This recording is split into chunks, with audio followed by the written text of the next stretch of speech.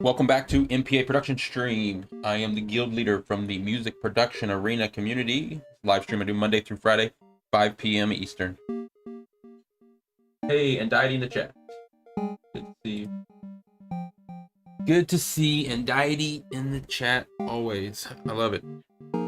Feel like it's not always the same person that stops by, but there's always one of our regulars stops by the live stream, and that expectation really brings me back every day.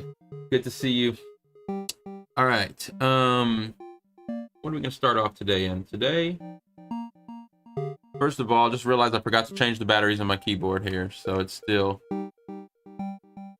start blinking on me, telling me you can't use it today. So we're not gonna use that keyboard. We're gonna try some other stuff.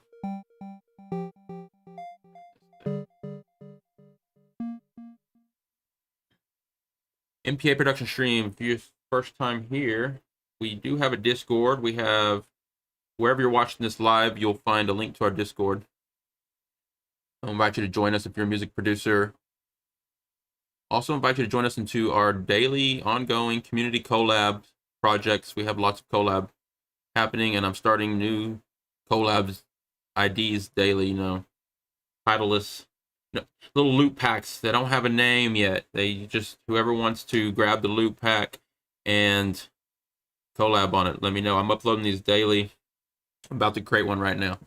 Today I'm gonna work in 138 BPM again. I'm going like halftime on all this stuff I've been doing lately, so I'm setting it to 138. We're going, and it's gonna be C minor. And Diety, so how are you doing today? I hope all is well. And Diety's been posting some tracks lately on BandLab. Definitely recommend checking them out. I don't think any of them are forkable or anything, but Diety is up for collabs if you just reach out to him most of the time. So Diety, longtime member of MPA. And more about the community later. Stick around. We're going to be doing some collab projects, and we'll pull up all the community pages after I create today's riff.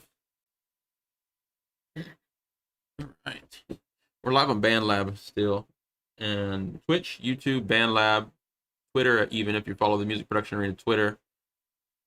So we're just going out to anywhere that we have members that might be.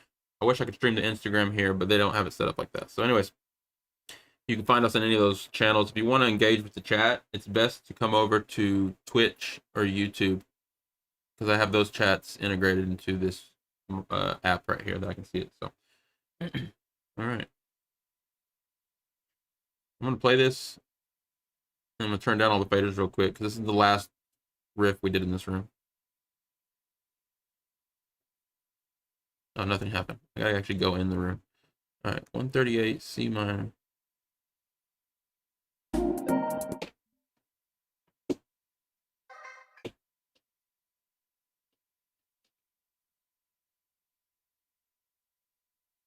Mute all those. All right, start fresh.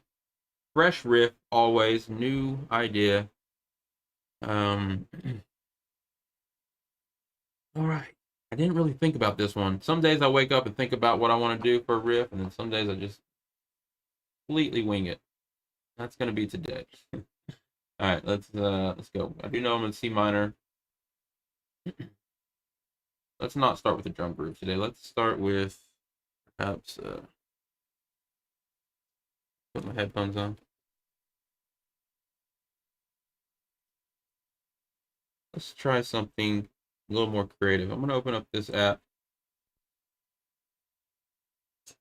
What is the name of this? This app is called Aphelion. Aphelian. Aphelion.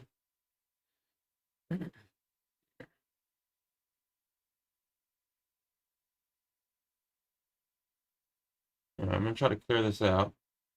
Actually, I don't know what I'm gonna do. I'm gonna turn these off.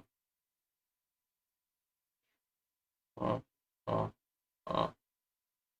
Keep the first one on. This is like a polyrhythm generator, but it's got internal synths and stuff too. So let's hit play.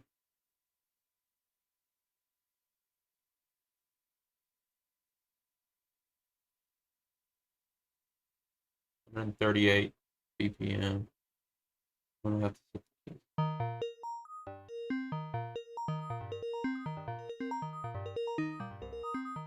All right, before I do that, let's get the volume turned up.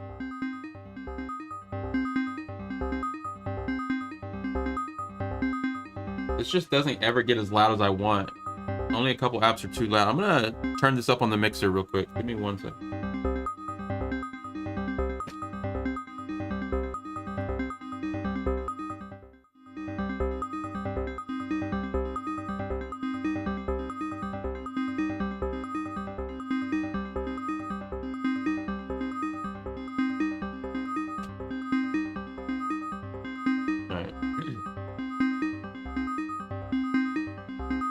Okay, make sure this is in the right scale.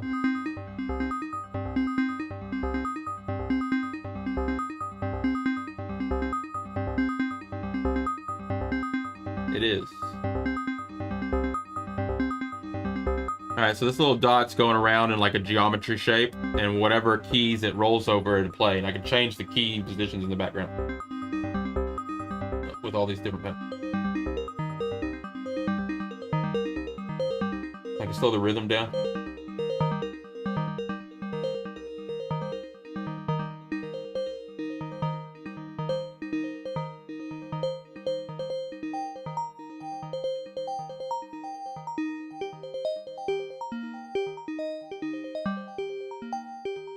Again, all the notes, like the piano notes, are basically behind this shape, and this little ball running this shape, and whatever. And then you can set the amount of triggers, basically trigger points on the pattern. And every time the ball runs over one of those trigger points, whatever note it's on top of, that's the note it plays. And you can change the notes behind it.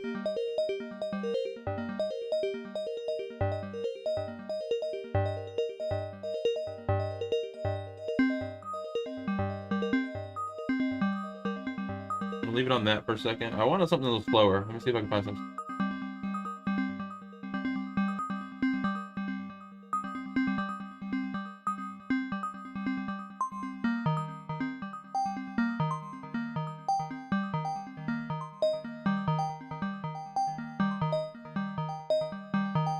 I want to make sure we get a good C here. Oh, this thing blinking still on me, this keyboard? I think it wants to die soon. The batteries.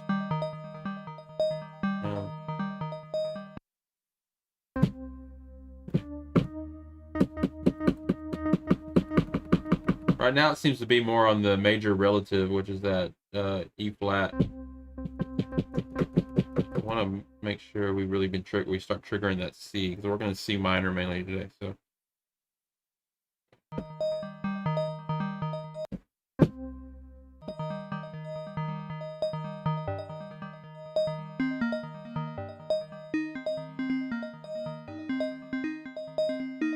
Where is the C?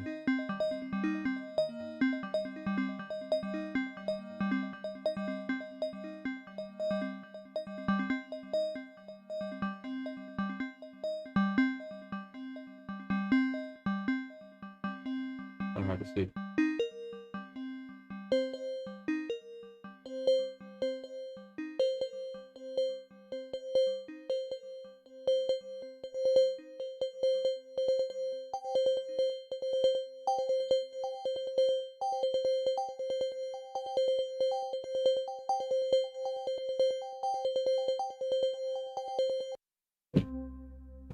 We can make that work. All right. Let me see if I can change the synth sound now. That's kind of boring.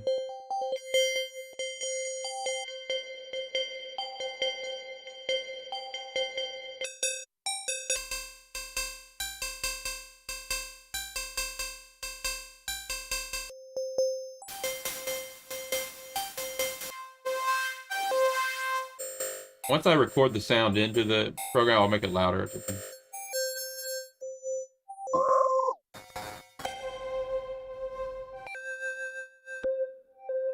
I need to really go in and sound design this app, because there's not a lot of good presets. Problem is my sound design's not necessarily any better unless I spend a lot of time on it. Do that.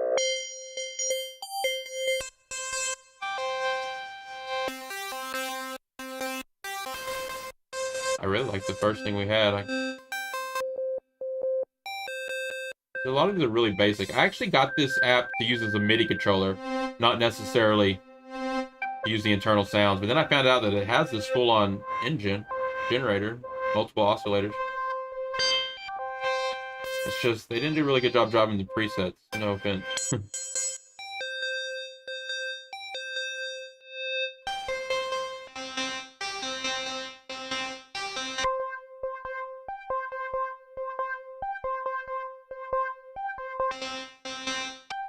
Maybe we can mess with this a little.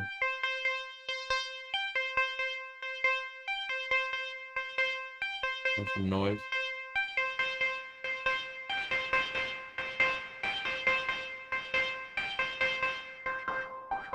Very boring melody after all.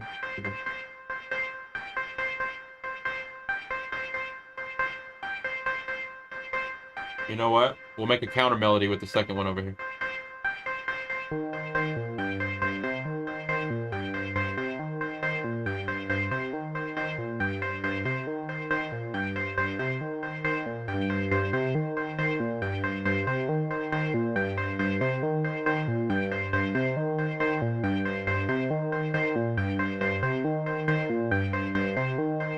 I kind of like that. Do I hear a little distortion? Do I have it turned up too loud now? There you go. Turn the mixer down a little.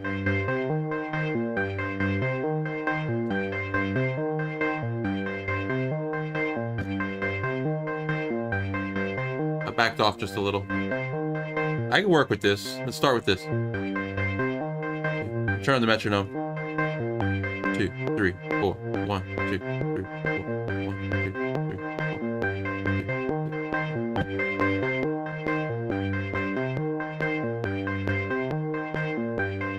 Wow, I just hear distortion.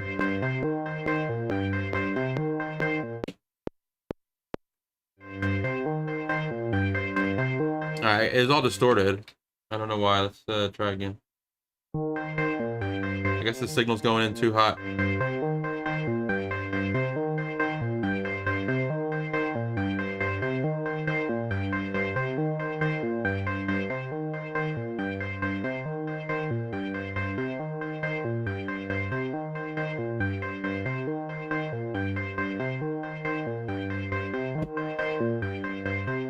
There we go.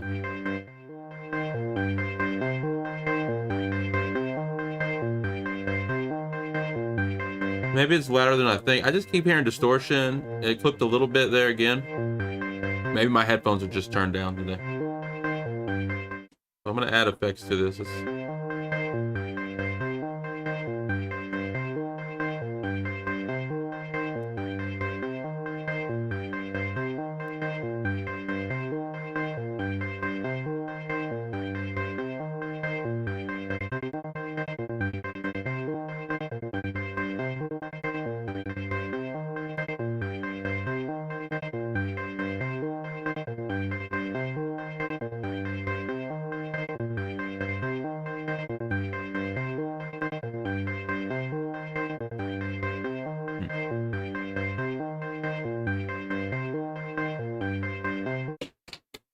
That distortion in there is still bugging me. I'm gonna have to give it one more try.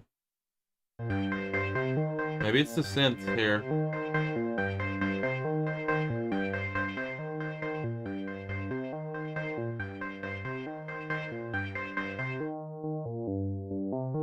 Let's record them in separately.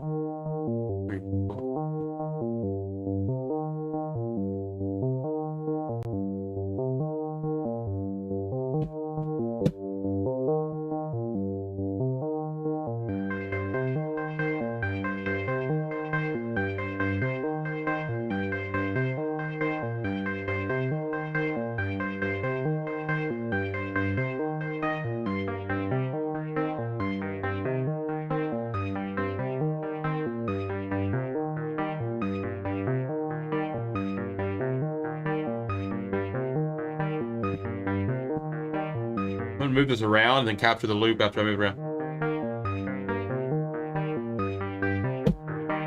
There. Alright. Let's get out of this crazy app. I'll have to spend some more time on it. It's like I said, I use it as a MIDI controller. I can turn off all the generators and send out MIDI to any of the other apps. And then go back into there, control all those parameters, but then be controlling another synth app is actually why I got that. But then, you know, if my sound design game was any better, I would just create some really nice sounds in those synths they have there.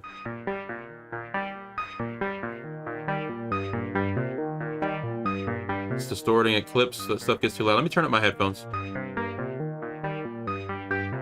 It means I keep turning up all the faders too loud because I want to hear things louder, which causes the stream to clip, I guess.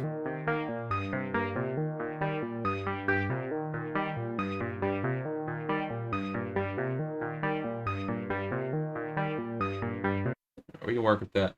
And Daddy says, right as you were moving your hand to the beat, I started getting Discord notifications on each beat.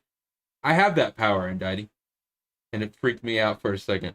No, you should be scared, because I'm only one of the people that have that power in the whole world. It's not working.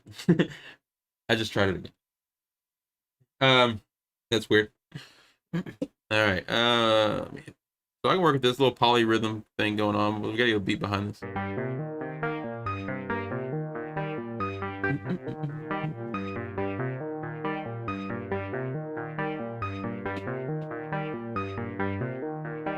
Yeah, let's get to the drums.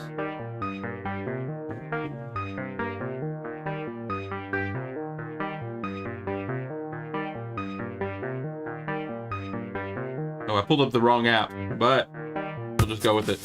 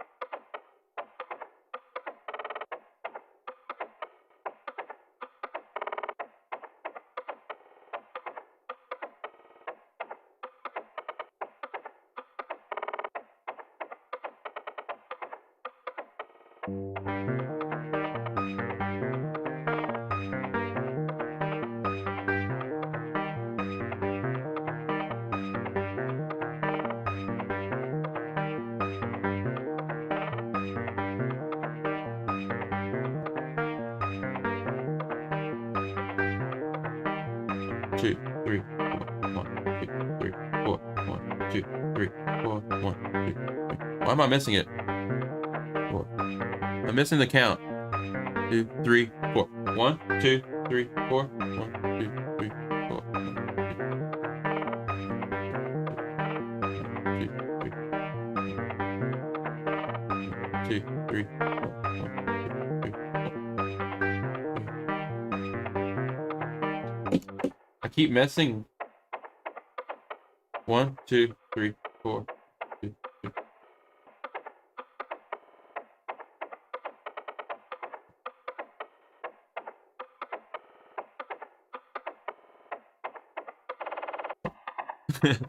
It's not grabbing it where I want, but I just went with that. It's a little more mellow. I mean, a little more subtle. You have to grab the stutter right on the right now.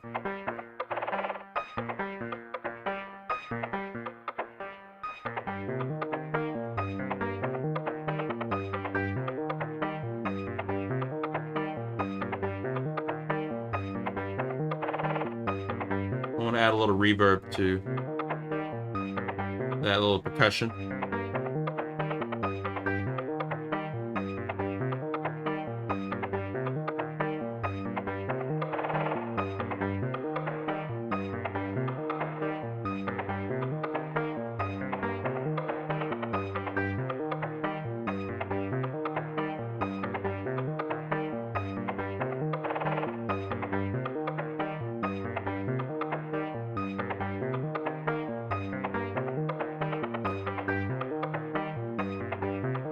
I want to run a little high pass on it.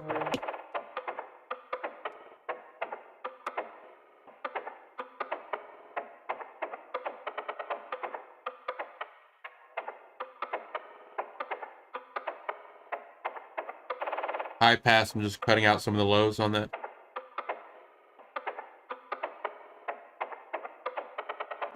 And by moving the knob just a little bit, adds just a little extra movement to the sound.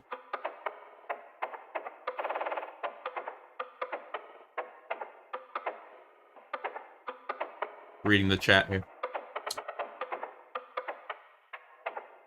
Oh, you're saying your message. Oh yeah, I had to do that to a lot of the, because I joined a whole bunch of different discords that all related to music production.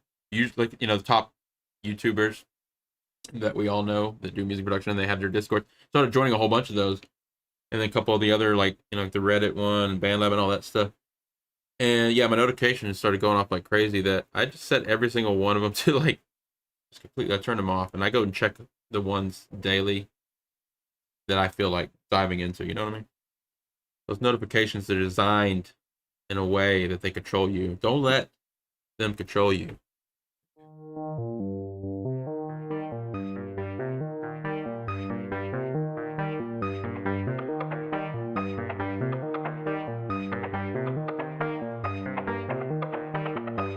You need to do something creative. The keyboard's staying on. I guess the blinking lights just gives you like a warning, like heads up. Let's see here. Let's try the internal drum kits. I never use these. I'm gonna leave quantize on.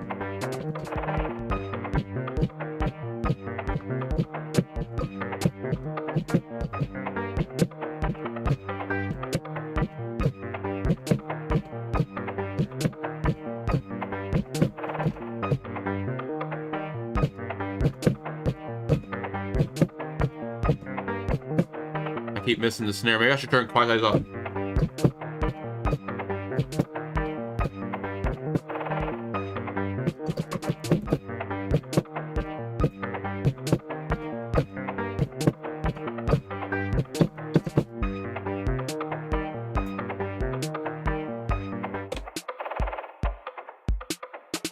Hey, Shadow Wolf's in the chat. DJ Shadow Wolf says, "Hey-o, good to see you, Shadow Wolf. It's been a minute. Still working on the community collabs. I started doing a little extra hour on the streams and stuff, coming in and creating new samples every day on the keyboards. And after I do this second half of the stream, I jump back over to the desktop, and we're working on those community collabs. We got a bunch of samples from all the members, including DJ Shadow Wolf. And we're going to continue to work on those. We're trying to do one collab at a time now, and we're trying to knock them out once a week. So yeah, I'll keep you posted. Hey, Reba and Zake. Zake has the formula for us to become famous. What is this? Oh, followers. Buy followers. Want to become famous. Ooh. Ooh, it's one of them. One of them.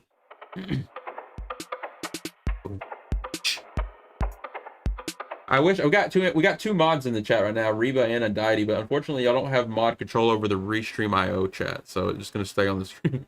But people can't link it on the screen, of course. I still need to give you all YouTube access. I just keep forgetting. All right, here we go. We got this kick and snare. It's kind of weak sauce. Let's distort this. Let's add some texture to this. All right, let's add a hi-hat first.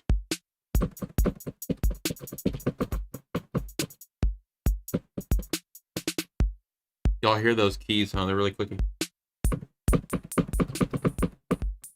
These are weighted keys.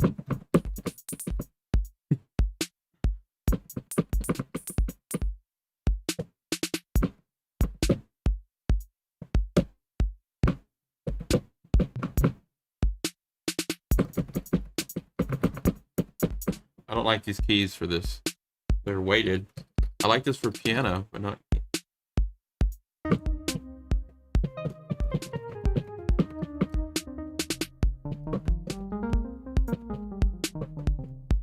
All right. So I'm gonna go to these drums. I'm gonna add some distortion to these. I'm gonna make them kind of unique and grungy. Let's go like just straight up distortion.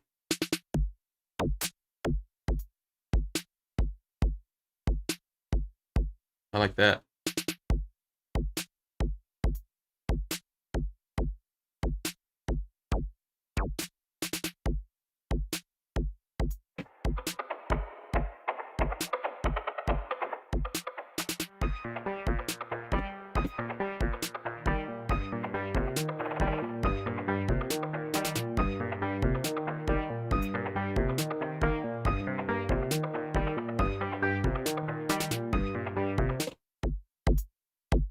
All right, we did add that distortion. It's pretty nice.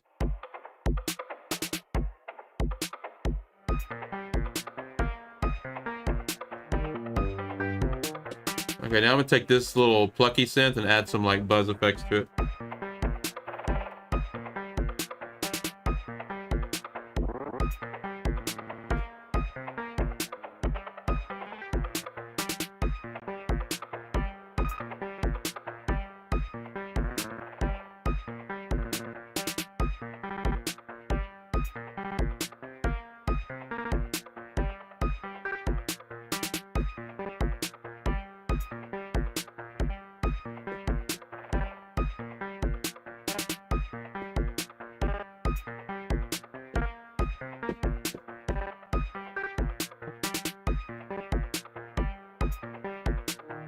Very weird track we have going on today.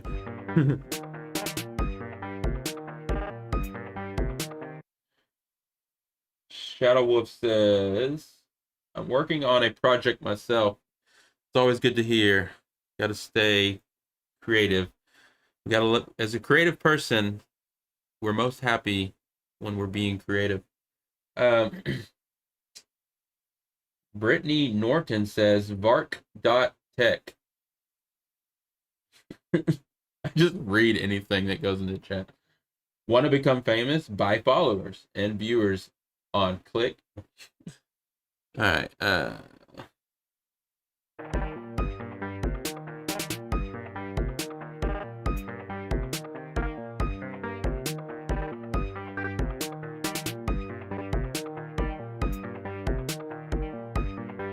Okay, and I'm gonna add.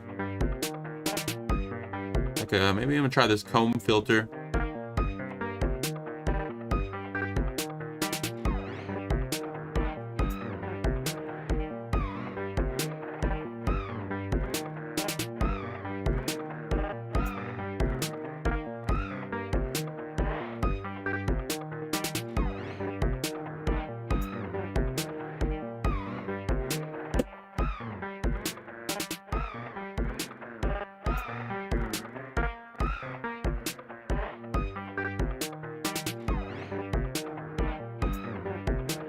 No, I didn't turn my FL Studio on. Let's go find a bass.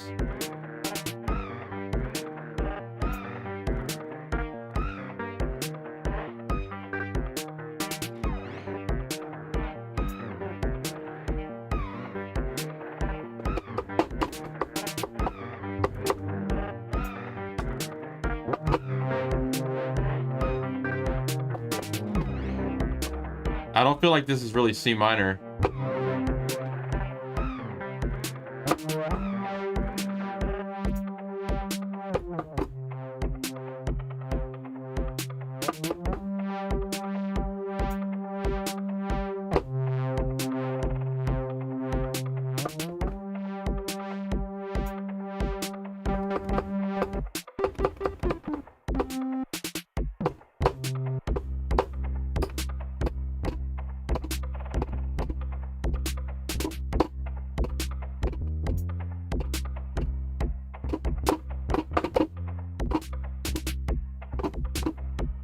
Get it down.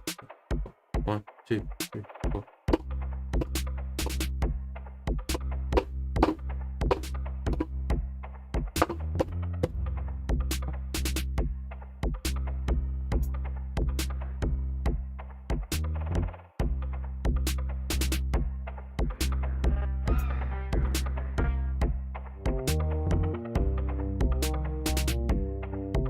Okay, I'm getting rid of that weird other synth.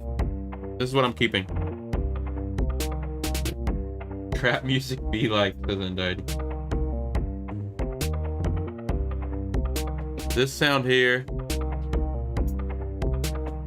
Where'd it go? Maybe I'll keep it really low.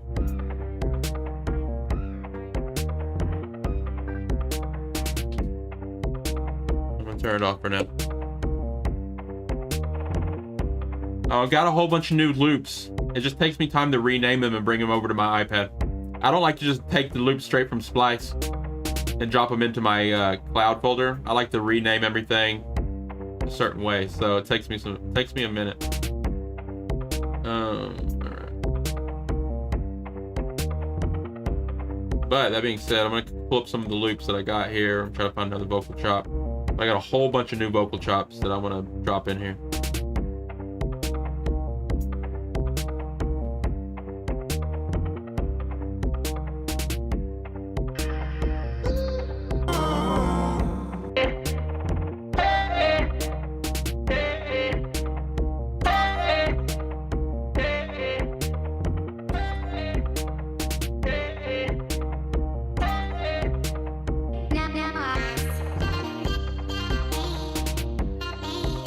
I don't think I've used that.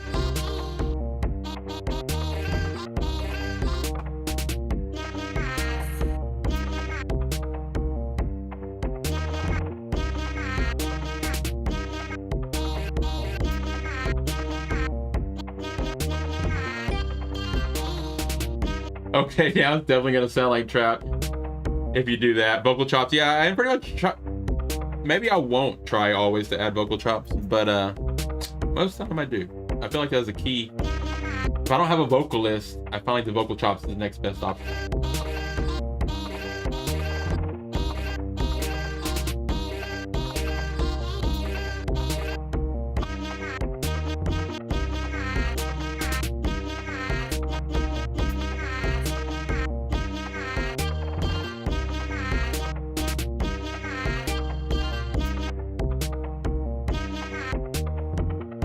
Hey, y'all keep it subtle.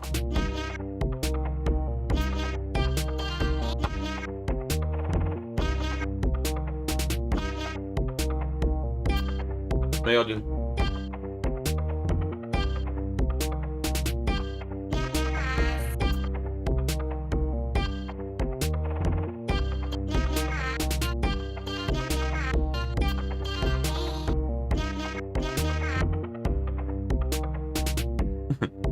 Anxiety.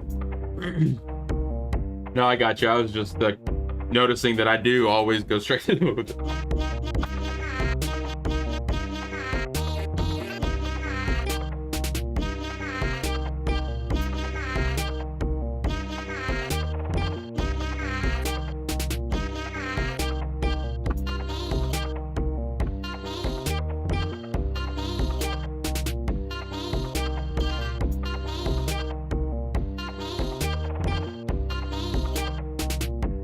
I gotta ask myself if this is what I want into the riff today.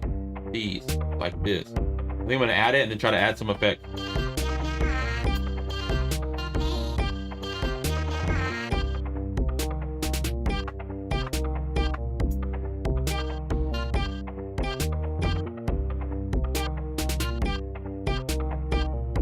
This thing gets pushed down in there. I don't like to put it completely down in there. I like to keep it off. Okay, we got that.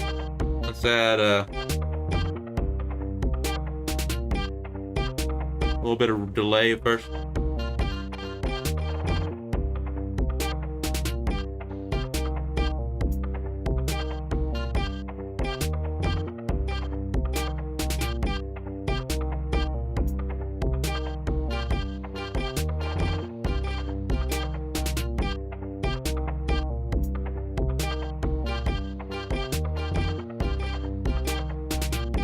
Transpose C natural minor.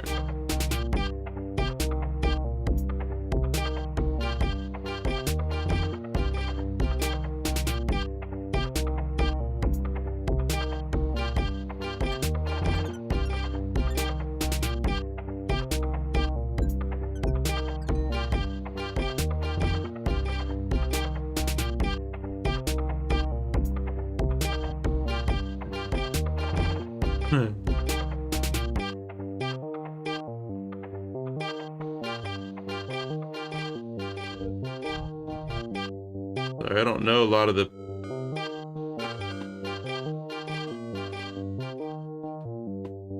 presets on here by heart. I just go to random.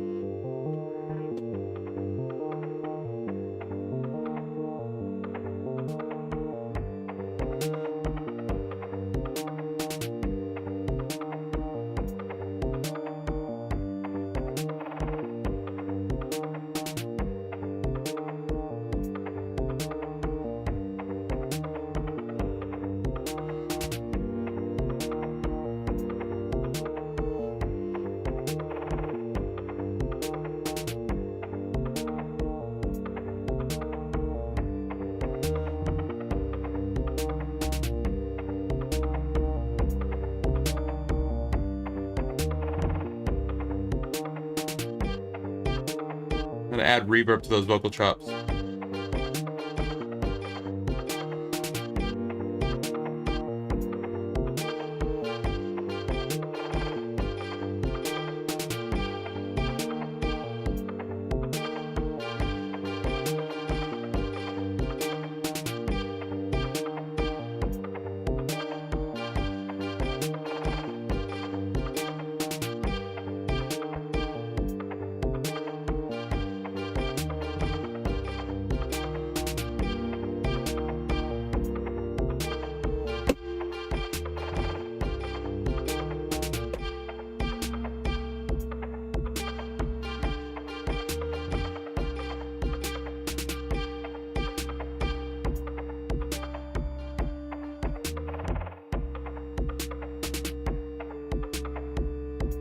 Might want to replace the bass.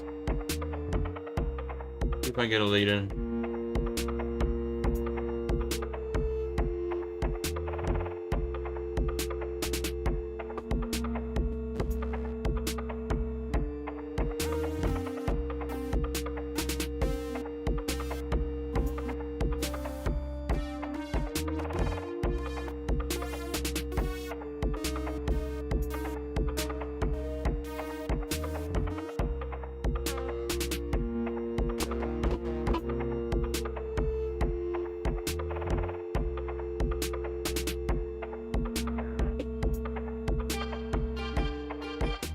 Alright, so the new synth thing is really nice.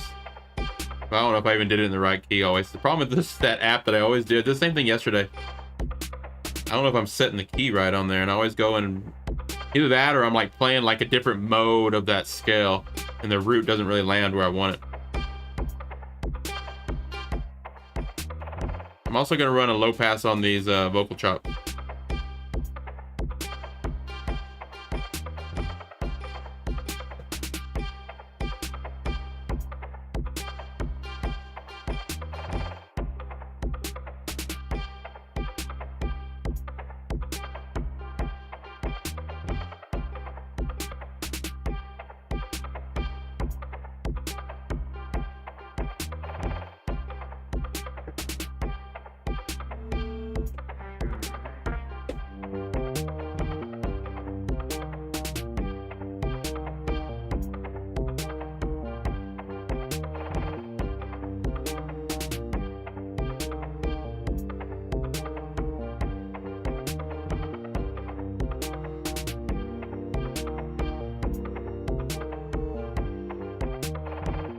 All right. I'll figure that out then.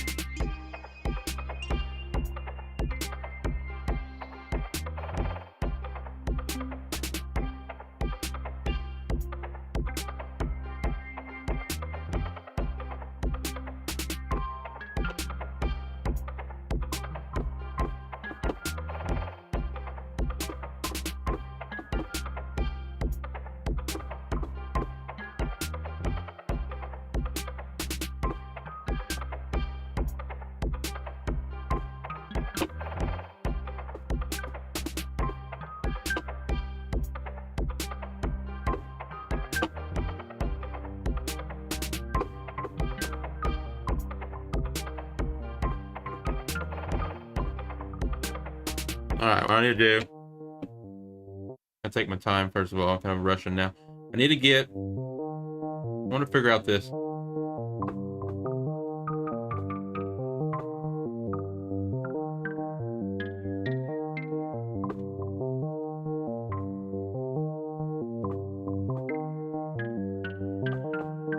trying to figure out the notes of that. That can throw me off.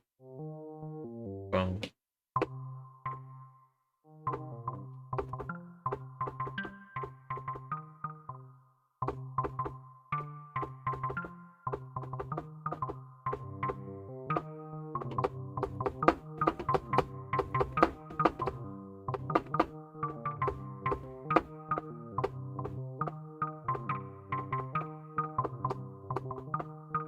It was something simple like that. Just throw me off. It was too simple.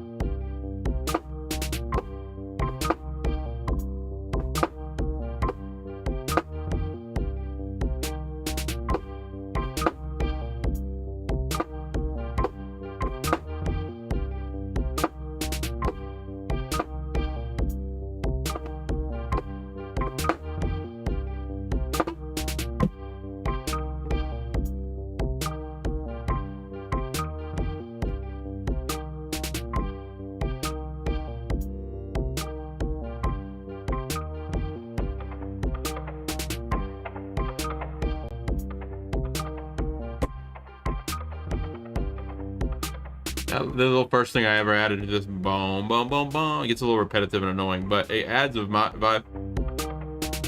I would keep it in later in the arrangement, but the overall loop here, it's bugging me.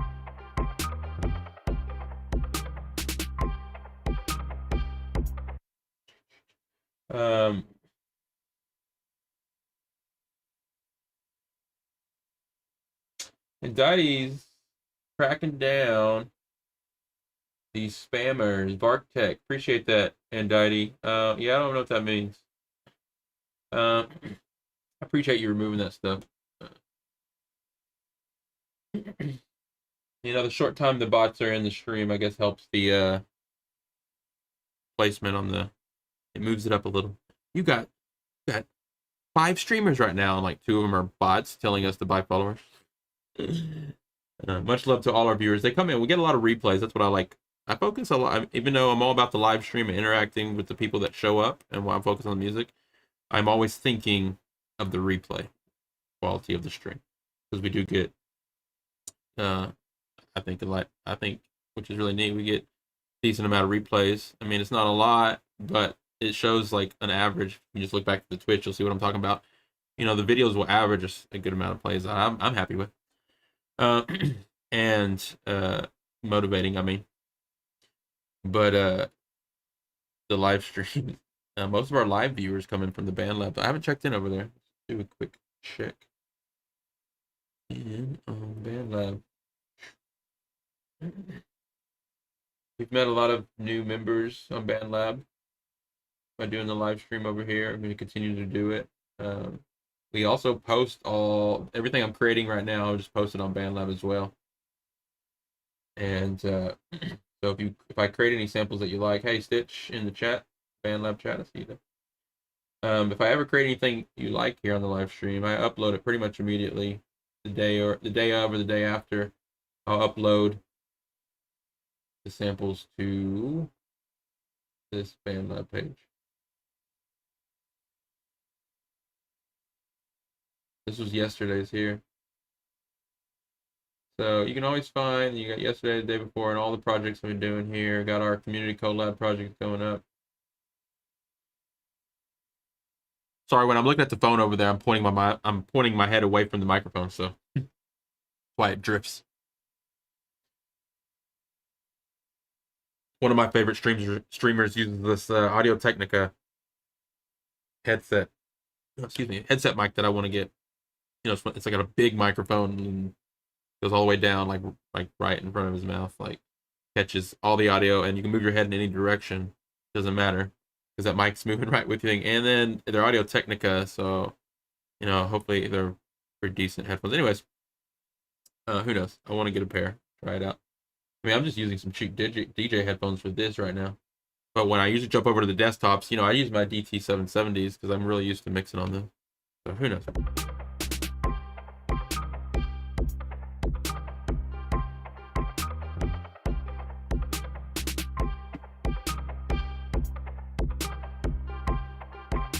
This is very boring. I like all the riffs I've been coming up with each day. They're really chill, and the only reason why that really happens is because I'm playing it really safe. So I'm live, so I end up liking all the stuff I come up with and I post, but it's not always necessarily what I'd come up with if I wasn't live, you know.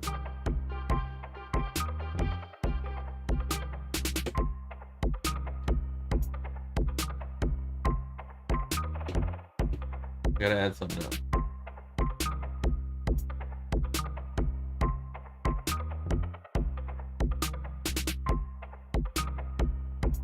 Deleting these projects. I always just delete old projects. And I'm gonna bring up something fresh. Go with.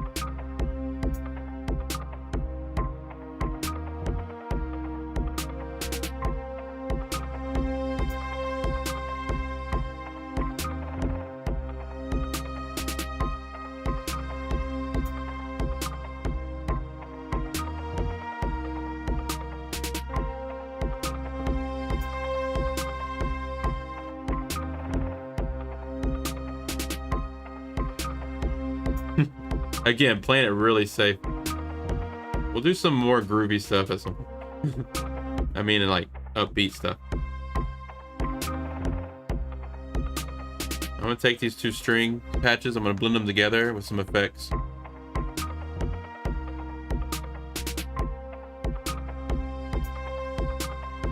First, I'm gonna run a high pass on them.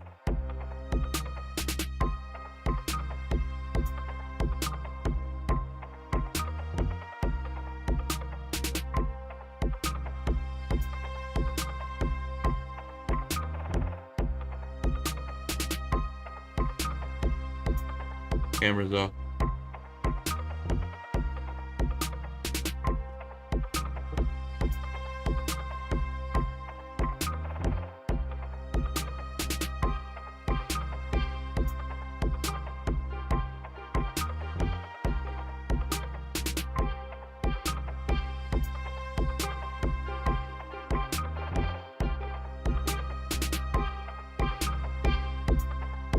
Turning everything up.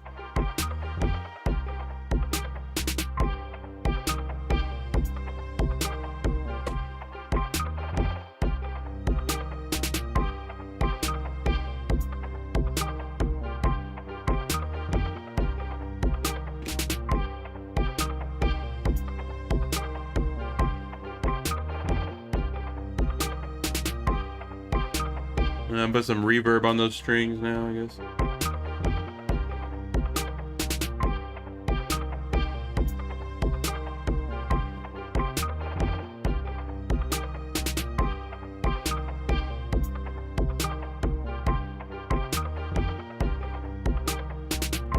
The downbeats right there. If you look at the, hey, Fox the Galaxy. Interesting riff I got going on today. If you look at this little counter that's counting here, 1, 2, 3, 4, 1, 2, 3, 4. I have it set to 16/4 to give me more longer loops so I can like jam a little bit more and do some more, I don't know, variations. But what happens is I lose the downbeat sometimes, and the downbeat feels like it's like on beat 5 here. So it goes 1, 2, 3, 4 beats in, and then the true downbeat sounds like it's right here. Which is fine, honestly, because when you're running these loops out, you can move them around. And when you're listening to it live, you can just play along with the downbeat and it moves around, whatever. But when I render it out and try to create the riffs, I actually have to shift the loops over so the downbeat sounds correct. Because when you render these loops out, it's going to still think this is the downbeat. Anyways, that's happened a couple times. Like...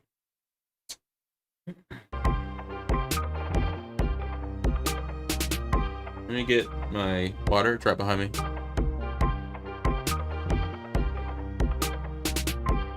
Return. Do not spill this water on the keyboard. Actually, I shouldn't even be drinking over.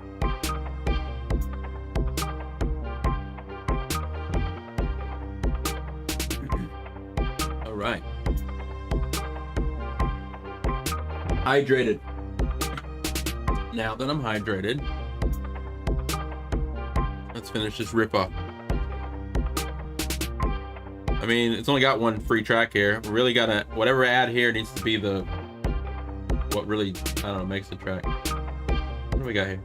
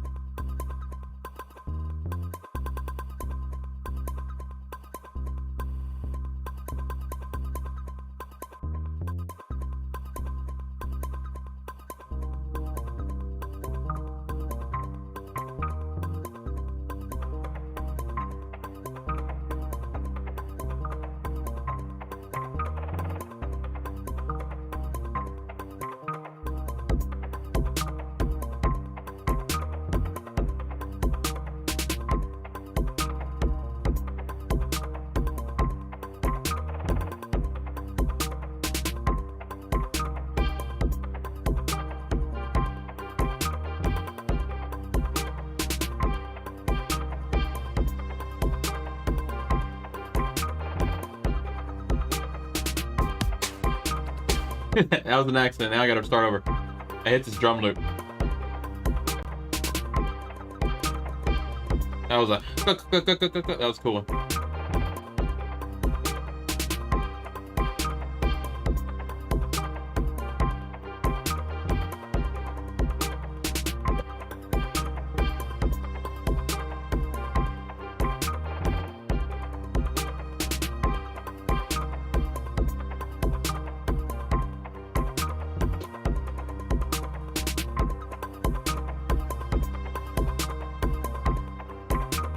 I like it. I like today's riff. It's all right.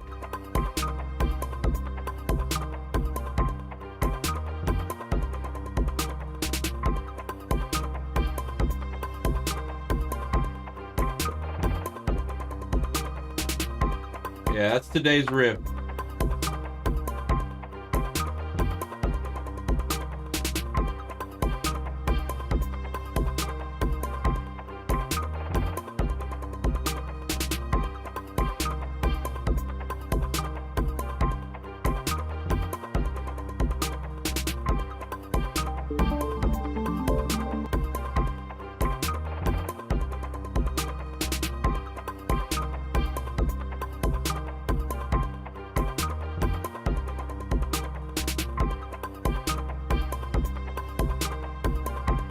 It keeps thinking and everything.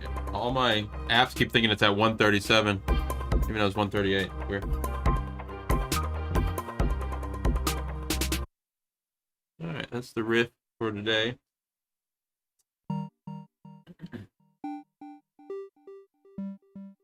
And Didey says, what does Didey say? Jump over there real quick. As a mod, I can see my own past messages, and I have a lot of messages. That's cool. You can see your messages. Like, including this message, I've messaged Twitch chat 749 times. Hey, appreciate it. Hey, Guild says... Oh, I mean, Fox says... Guild rethinks his life choice. Wait a minute. I gotta rewind here.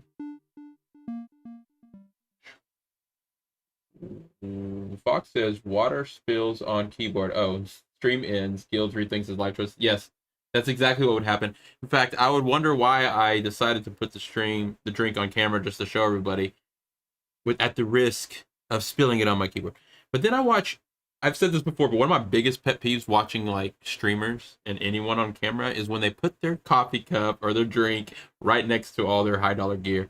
This is just a MIDI controller. I'd probably be pretty safe if the liquid filled in this right here, but I see people all the time put these open cups and drinks and bottles and all this stuff without a lid next to like high dollar gear. And I just think to myself, oh, it's probably because it's Joel from Dead Mouse and he's got a lot of money and everything that he owns is insured. And he doesn't care. Excuse me, or he doesn't care. I don't know, but I'm always just like, why? How? I see it from even just like my best friends. Yeah, get a bottle. Put a lid on it. Even though what I have here is an open bottle. It's an old Yoo-hoo chocolate milk bottle, chocolate drink bottle. Water bottles and Didey. Yeah, risky to just place your... I know coffee mugs are like very wide, but I see people like lift it up and hold and talk and drink it. It's like, yeah, most of the time you're probably not going to spill it, but accidents are called accidents for a reason. You don't know when they're going to happen, and it's usually because of something unexpected. Best to be safe. Anyways.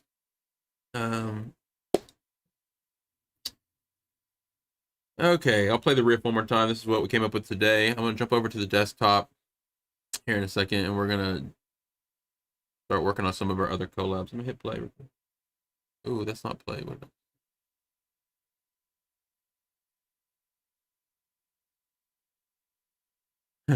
I deleted the riff. I didn't delete it. I created a new riff. Let me go back. There we go.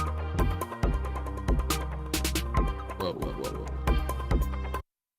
I'm going to delete this riff, which I created a second ago on accident. It has nothing in it.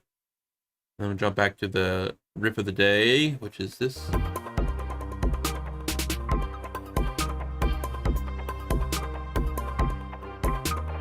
Boom, boom, boom, boom, boom, boom, boom, boom, boom, boom, boom, boom. Surprised my keyboard die on me. Ooh, I had it.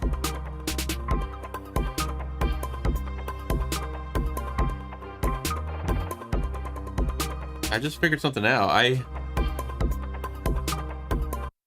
had my keyboard. It was dying on me at the beginning. I had to pull the switch forward to use on battery. If I pull the switch back, I forget what it says. Let me read this one more time. It says USB or battery. Of course that would work. I just remember one day it not working. I can push it back to USB. It's being powered by the USB now. I guess this just has to be charged up enough. If it doesn't have enough charge, it won't power this. Right now it's working and we didn't have to worry about batteries today. I should remember that and not have to replace the batteries all the time. Hey, learned something new today. I'm gonna play this guitar more. It's all dusty. I mean, I want to take it off the stand and actually strap it up and play it more. All right, so life stories with MPA. Fox and Daddy always making me laugh. All right, here we go. So that was the riff of the day. I'm going to transition over to my desk and make that weird.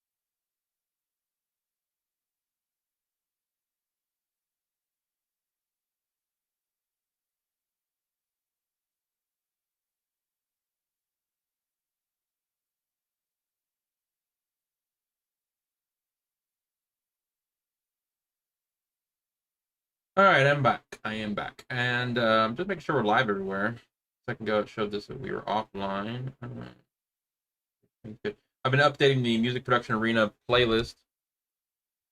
Music Production Arena playlist on YouTube. Decided to stop dating them and start numbering them. I'll show that in a second. Yeah, we appear to be live everywhere. Go to the YouTube channel. go to Music Production Arena on YouTube, you'll find a playlist. And on that playlist, you'll find one called MPA Production Stream. I haven't finished yet, but I'm actually trying to rename all these. It didn't work. Rename them all, number them all. There's a couple mistakes, so I have to go back and like fix them or whatever. But once I'm done, they'll be numbered instead of dated. And once we get up to 100 episodes or 100 streams, they're not really episodes, live streams. I can't remember what I was going to do. I've got some goals. I'm basically looking back and going to be quality checking and also making sure I'm not forgetting anything that we started, a good idea that we started that I forgot about. But all right, let me open up this chat right here. Hey, Ira. So I'm going to tune into the band lab real quick.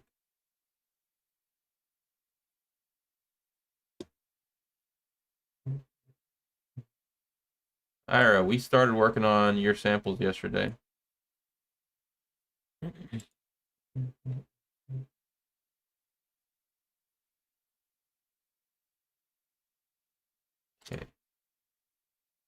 All right, if you're just tuning in, this is the MPA Production streaming Monday through Friday, 5 p.m. Eastern. Creating and collabing on community projects all the time.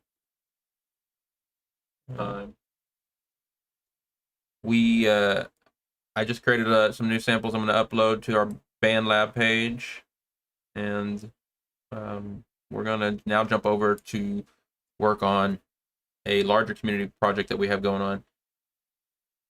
And then once I'm done with that, I'm going to also upload that to band lab. So if this is your first time, always have to do if this is your first time.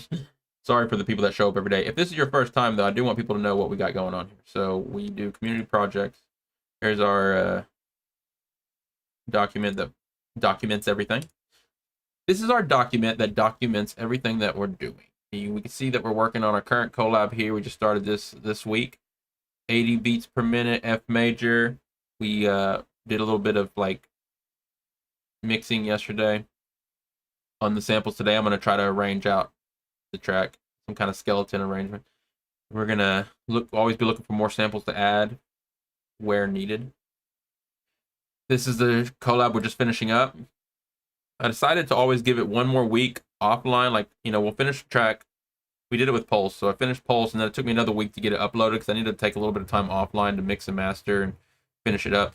And the same thing is going to happen with this one. I got to name it. So we finished this one off last week. I'm going to do a few touch-ups on it. We're going to get that uploaded over the weekend. And then this is the one we're working on this week. And our goal is to have it uploaded by the following weekend. And then on the document here, you'll always see whatever next collab we already have planned. This is the Bassgenics. Started by the Bassgenics samples.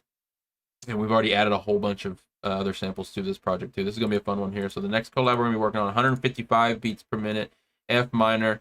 If anyone's ever inspired to get involved with the collabs, just think of some samples. It doesn't matter if it fits or not. The idea is more loose than that. It's just come up with anything that might fit. And then I will try to fit samples together here on stream. And then you can also download all the samples that we use, and you can create your own version if you want, but it's pretty much how these collabs work. You'll find this document in our Discord. You'll find the Discord wherever you're watching this live. You should be able to find a link there to our Discord.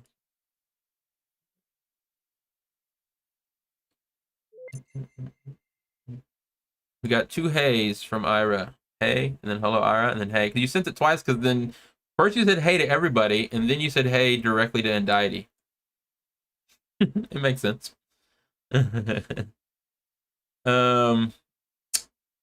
Fox guys, the next session I want one of the songs made of only telephone-like sounds.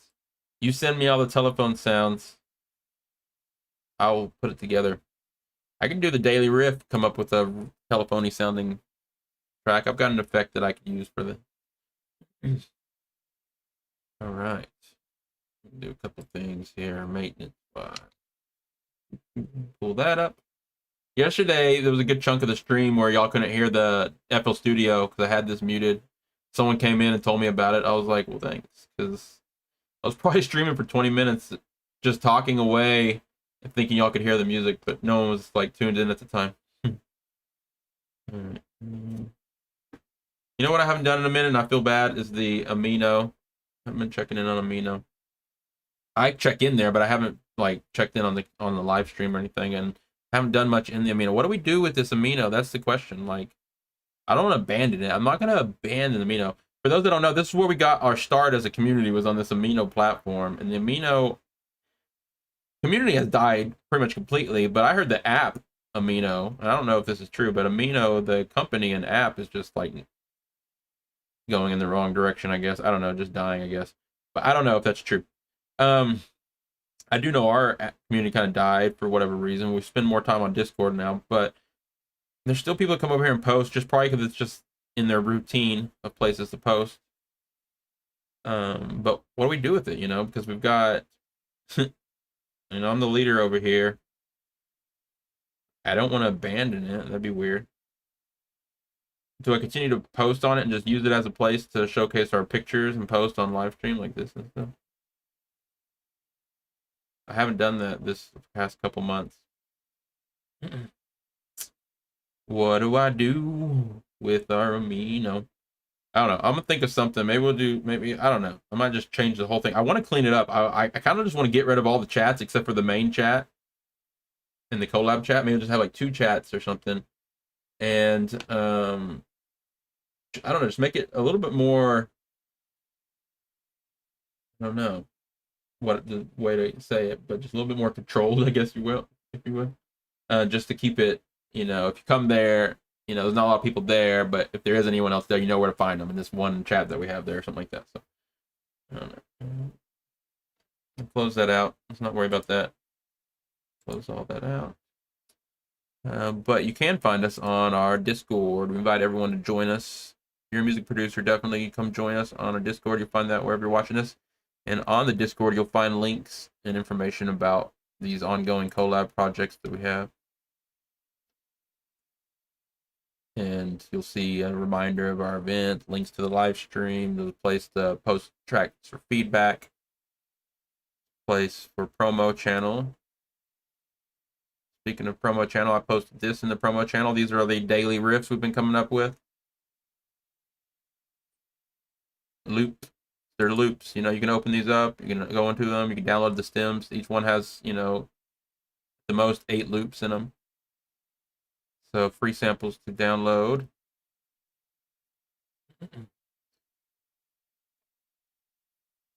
Iris says, yeah, me, I'm sorry. All right. Fox has asked yesterday too. He's bringing it up. It's a good idea. I want a guest host, but who's it going to be and how am I going to do it? And here's the thing.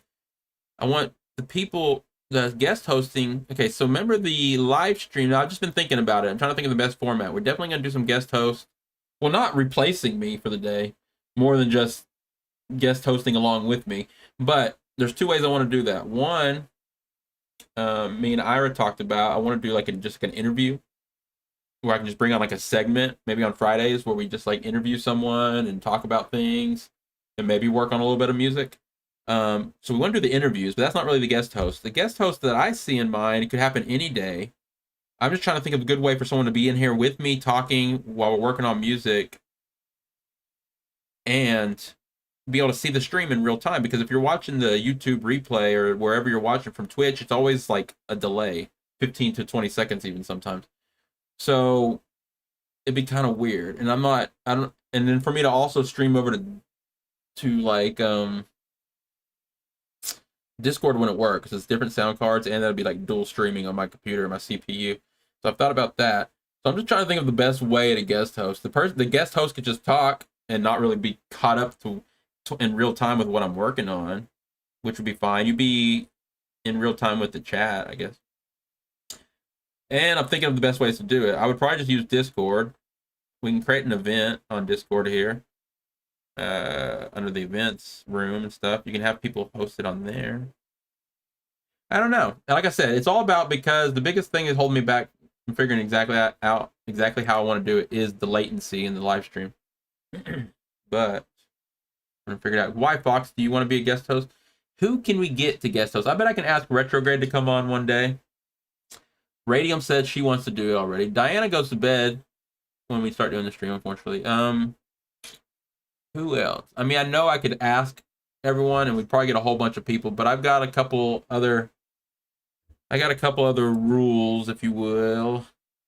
Are they rules? I don't know. Just requirements for the live stream. First of all, I want to just be inviting anyone and everybody whenever. Of course, I'd want to have known them for a little bit through the community, but also mainly I'll talk to them. But there's also, I want a mutual understanding of just the PG nature of the live stream, things like that. Okay. I am going to get to work now. FL Studio. Pull up our 11th collab. This one was inspired and started by Ira here in the chat today. And we've thrown in some samples from Mr. KK. I think I have a couple other samples that might work with this. I just need to go through the old notes that we had and figure out what we had planned. But for the most part, this is what we've got loaded up. It's a pretty full track here so far. I mean, a project, samples on every track. So, get this where I can see it over here and tuck it away. And roll. All right.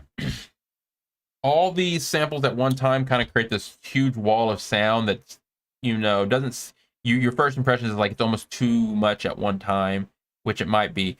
So my plan is not really at any point to play every single one of these samples at one time, but they all seem to fit together in some way. So these all go together. I just need to use them. You know, when I arrange the track here, I'm going to use certain samples will be for just that drop or build up or whatever, and then the other samples will be just for something. So when I play it here, I don't really have the idea figured out yet what samples are going to be the main idea, but we are going to figure that out today. I'm going to arrange this. We're going to come up with some kind of arrangement, and this track's going to be a little bit more realized by the end of this stream. All right. Couple of other things. Who's gonna guest host? Fox, you said yes that you want to guest host, or yes about Retrograde? And Fox, if you guest host, are you gonna come in on your robot voice? Speech to text. I would gladly have any of our regular members that I'm used to talking to all the time be a host for sure. Fox says both. That'd be awesome. I'm down. We'll set that up. Let's set that up. Okay, and we'll just, like I said, we got to figure out the way it's going to work best with latency and all that stuff like that. Fridays, if we're not working on music as much, just have a casual.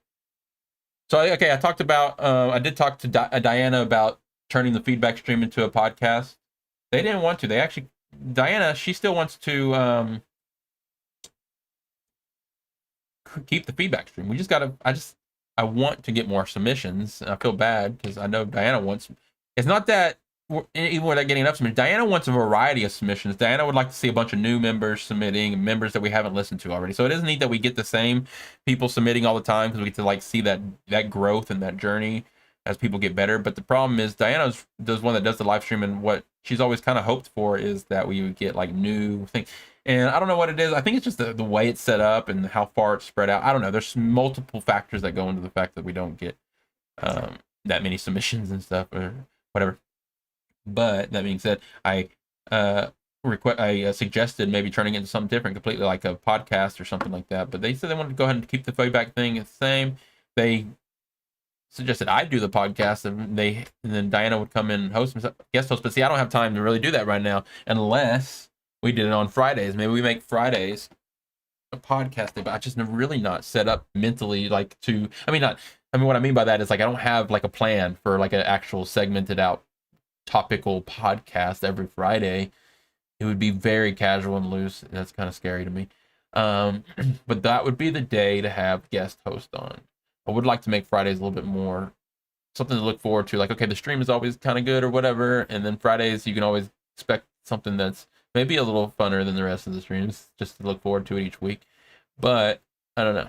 Just me thinking out loud. Ira wants to come on for a guest interview. I just, again, my mind's been so much tied up in like trying to get the stream right, the format right, and then things that I have going on before and after the stream that I haven't even thought of, like the questions I would ask necessarily, other than I have one main question I want to ask about something we talked about, how Iris sees color when she hears music, and that whole thing phenomenon that happens to, I don't know, I can't remember what percentage of the world people actually have that, but very few people have that. But it's super interesting. I want to dive deep in that, but I want to save it for the actual time we actually do that. So, but we've talked about it. You understand that I am like, I segment out this 3 to 4 hours, like 4 hours if you include the hour I spend preparing for the stream each day to work on this. And then as soon as I leave this live stream and before the live stream, I'm doing completely other things regarding like trying to make money and pay the bills and girlfriend related and grocery shopping, laundry, all the other things that go along in life. That's just like, it's hard for me to find time to like really do that. But this is our time. The time we do this stream every day is our time to get things done. So we'll figure out how to slot it in. Maybe Fridays would be the best day to do that. I actually have to debunk that because I was misinformed like as usual. So what are you saying, Ira? Curious. What were you misinformed about, then you misinformed us about?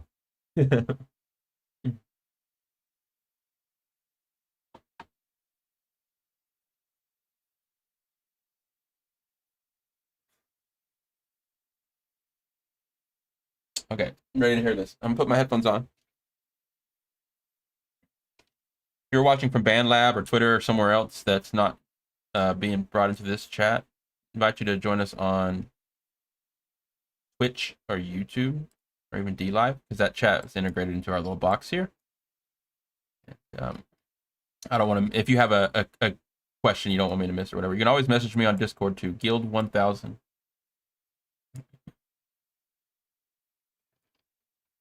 All right, I'm going to play this. I'm not going to play it all as a wall of sound. I don't want to throw anyone off. I want people to really get the idea of the tracks. I'm going to mute a lot of this stuff. This is all good stuff is what I was saying, but I kind of mixed them in a way yesterday where they all kind of go together, but the problem is it's too much at one time without going in and surgically EQing the tracks even more. But I don't want to, I just want to start by arranging the track, and then we'll decide what needs to be EQ'd. We've got a couple other little percussion sounds up here. I'm going to fit them in later so we can, like, other actual drum beats almost even. I could probably, like, variations of the drum beat. But for now, have that muted. We'll start with this little drum loop.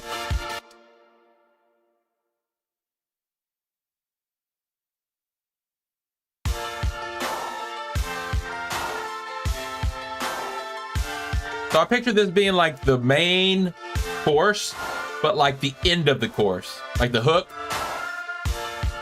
like the main chorus. It could be the whole chorus, and then it goes into the drops. And I need to clarify that I'm not thinking like when I use drops and hooks and stuff now, it's so like, because you know we used to have old school, like it was intro, verse, chorus, bridges. Those were the terminologies that we used. EDM, electronic music, brought in this whole drop terminology, and then the arrangements are different in electronic music. And then pop copied for a short period of time. Pop that was copying electronic dance music, and they started doing their arrangements different, where the drop became the main part. The hook was this pre-chorus hook. The vocals would be before the drop. So I heard of some musicologists call it a pre-chorus or pre-drop or something. I can't remember what they called it.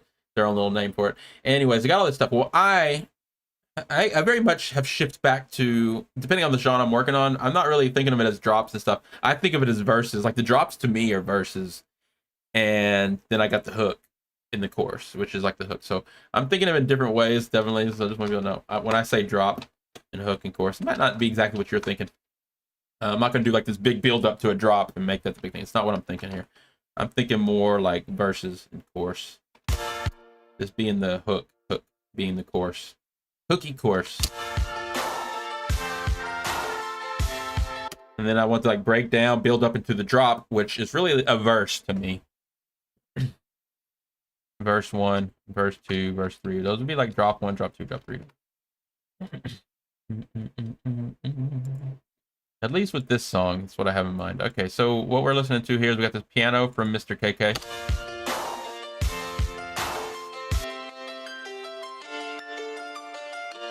On its own, it's kind of thin.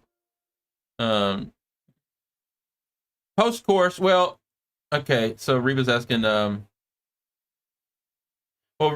first of all, I said Reba, sorry, Ira. Ira, first of all, I'm curious to know exactly what you're talking about with the color thing, but that's all the more reason for me to interview, get you on the podcast, and you don't have to think of it as a straight drilling interview. It's just more of a guest host, and we can talk about things. So that'd be really fun. Ira's probably going to be our first guest host. Second of all, Ira is talking about, you mean post-course? No, well, post-course is another. Well, yeah, post-course is another, and that's probably what I was gonna turn this into, is the post-course. But I was talking about the whole like pop music that was happening for a time where you would hear the vocals, the main hook would be right before the drop. You know, you would hear which would basically be the chorus and hook of other songs, and then it would build up and go into the drop. And that was happening even in pop music for a short time with like Lean On and a lot of Skrillex produced Justin Bieber stuff, and like, I don't know, so much stuff, like you know what I'm talking about. Anyways, you had that whole it was like pre-vocal drop chorus thing. I can't remember the name of it. Ira, first guest. Well, we just got to think of how we're going to do that. Again, I am open to testing it out and just seeing how it goes.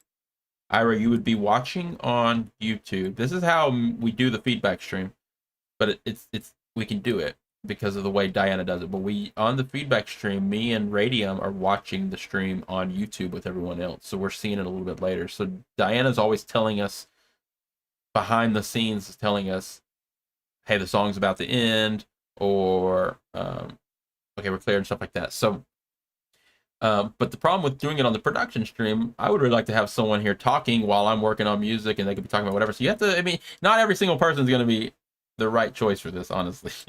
But I am pretty good at talking to people and carrying on conversations. So I don't mind having people on and me just talking to people.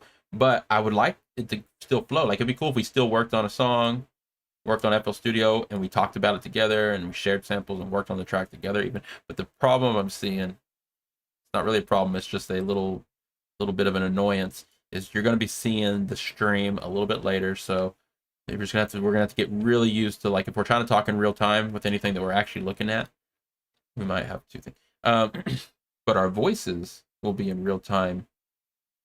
See, you understand, our voices, this is why it's weird. Our voices together are in real time because we're talking to each other in real time on Discord, but you're seeing it later. The video content, what I'm pointing at and talking about, you're going to be seeing it later. So I'm going to be like, hey, look at this, blah, blah, blah, blah, blah, blah, blah. And you're going to be waiting to see what I'm talking about. It might be another way. I don't know. We'll figure it out. And Didi says, I made what I think can be categorized as a telephone bass, maybe. Fox was making some telephone basses the other day, too.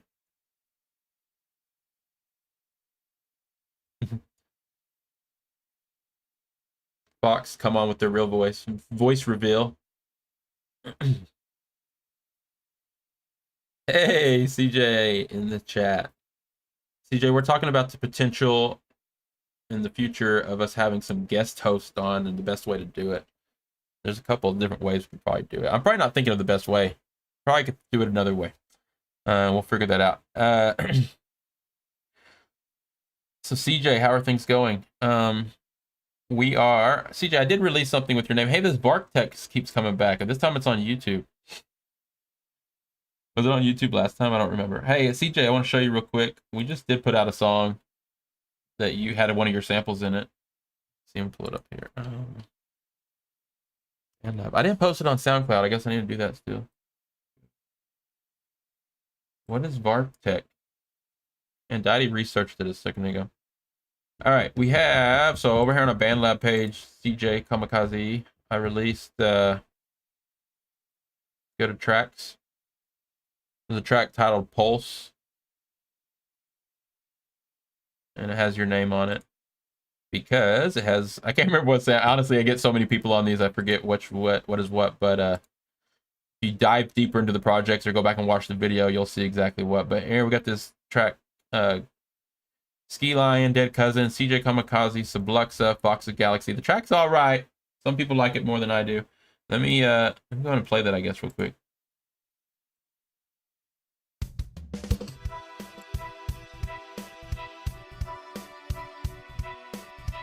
All right. Hold on, I need to get my screen situated. I got stuff all over the place.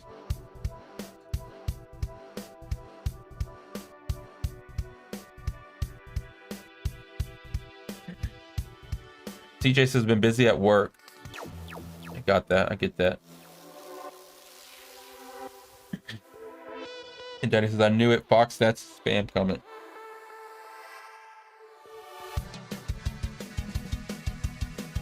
I gotta add you a mod on. I just haven't done it yet. I've done it once before to someone, made them mod a long time ago on YouTube. I forgot how to do it. YouTube, it's kind of like Facebook. When you try to do anything on there, they got so many like menus and options and screens, and they keep updating the setup, and it's just like, okay, where do I go to do this simple thing? So I have to figure it out. Foxy Eye says, you'll never take me alive. He just says, hey, it sounds nice. CJ, and I got more samples from you. I'll be using them in more collabs to come. I don't know if you've heard, but we're working on one collab at a time now. We're trying to do a new collab each week. So we're just, you know, I have your samples just sitting there waiting to be used, basically.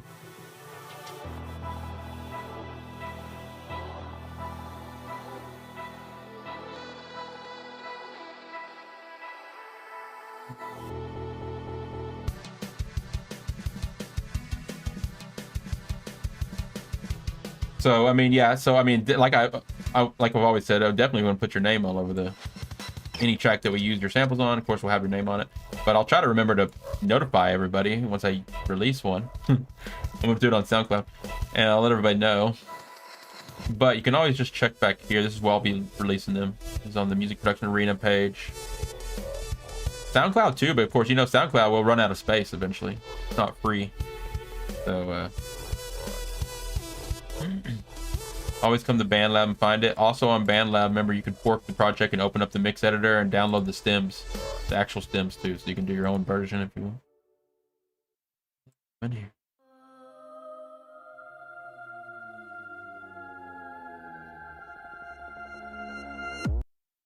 Hey, Final Battle started the other song. Okay, so there it is. And there was a lot of people. I think this was the most we had on one track. Ski Lion, Dead Cousin, CJ Kamikaze, Subluxa, Fox the Galaxy, and Deity and Nimke. And I think that was all. I can't even read the full title. I was happy that it let me type a title that long. Hey, thanks for following Emo B and Eric Martinez. I followed y'all back. I will definitely check out your page, see if you have any music there, and listen to it when I get offline. Okay, so if anyone else is interested in what we're doing community collabs always. It's as simple as just joining the collabs by sending samples for whatever track we might be working on at the time. The best way to keep up with that stuff is to join us on our Discord. You'll find a Discord link on wherever you're watching this live, BandLab, Twitch, YouTube. All right, and every week we're going to try to start a new collab. We already have a whole bunch of samples collected from the members, so we're gonna never be too shy of samples or projects to start. In fact, and when we finally do run out of samples that we've collected, we can always just look around BandLab, because there's tons of people collabing there and posting tracks for forking, and we'll just continue to ask members in our community if they want to send more samples. So this is fun, like the never-ending project here.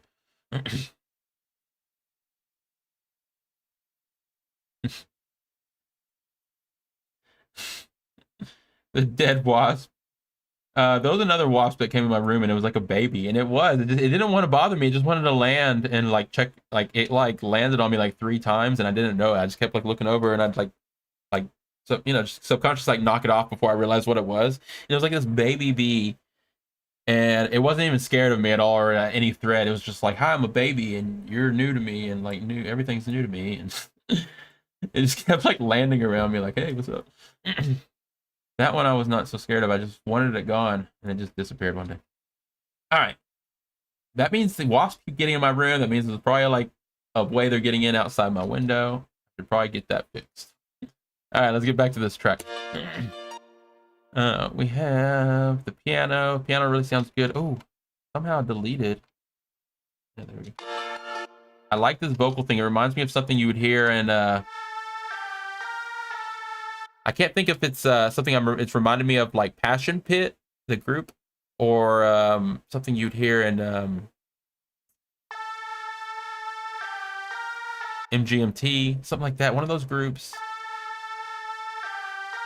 Or I might even be thinking of Odessa. I don't know. Thinking of a few different groups when I hear this combination here, when I hear this all together. I know that all sounds really thin and it's missing a lot. That's because it is. I had to pitch those samples up from B up to F, kind of cause some artifacts. But when I layer in some of these other sounds, like the bass,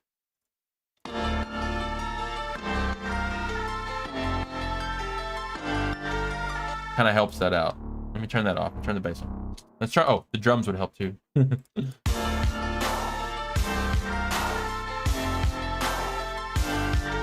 CJ says, I've been working on some stuff when I can. I've uploaded a couple of them. Hey, I haven't checked your stuff out recently. Or have I? Was it SoundCloud? Are you posting on BandLab yet, by the way, CJ? Okay, this is what we're working with. I like this. We don't do much minor key stuff, so I'm glad we're working in major key. What did I just say? We don't do much minor stuff. We don't do much major key stuff, so I'm glad we are working in a major tonality this time. Okay, let me go.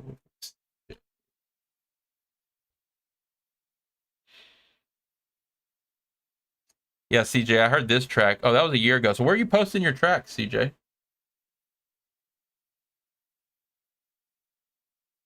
Not a SoundCloud poster anymore. Am I on a different page? YouTube.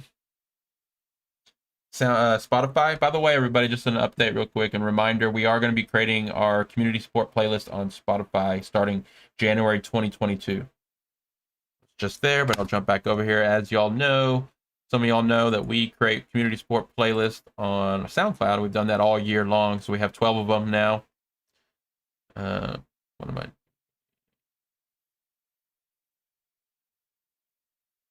Playlist. So a reminder that going into next year, December. Going into next year, I'm going to update all the artwork, including 2021 and 2022 is going to have all new, fresh, pretty much just like maybe a uniformed artwork for all of them. But going to continue on the community support playlisting of the members of the Music Production Arena community, and we're going to have both playlists on both SoundCloud and Spotify.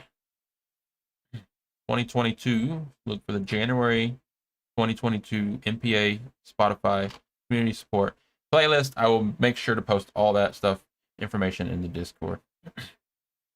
If you post music on Spotify, make sure we follow you so I can check out your new music, and you're sharing your music on the Discord promo channels so I can keep up with everybody's Spotify channels.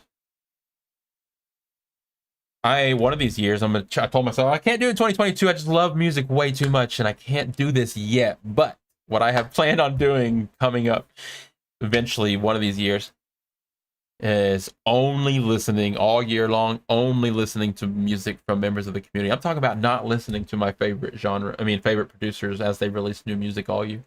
And like every day when I go to listen to music, listening to just members' music. And then I'm going to be forced to find, that's going to help me. The reason why I want to do that, because I know it will force me to find the best music in the community, because I'll be so like hungry for like great music that I will hunt down the best music I can find from members of our community and then listen to their music, listen to y'all's music on repeat, because that's the only music I'm listening to. I got my Spotify stats back, as everyone did the other day. And, I told you like what percentage you listen to.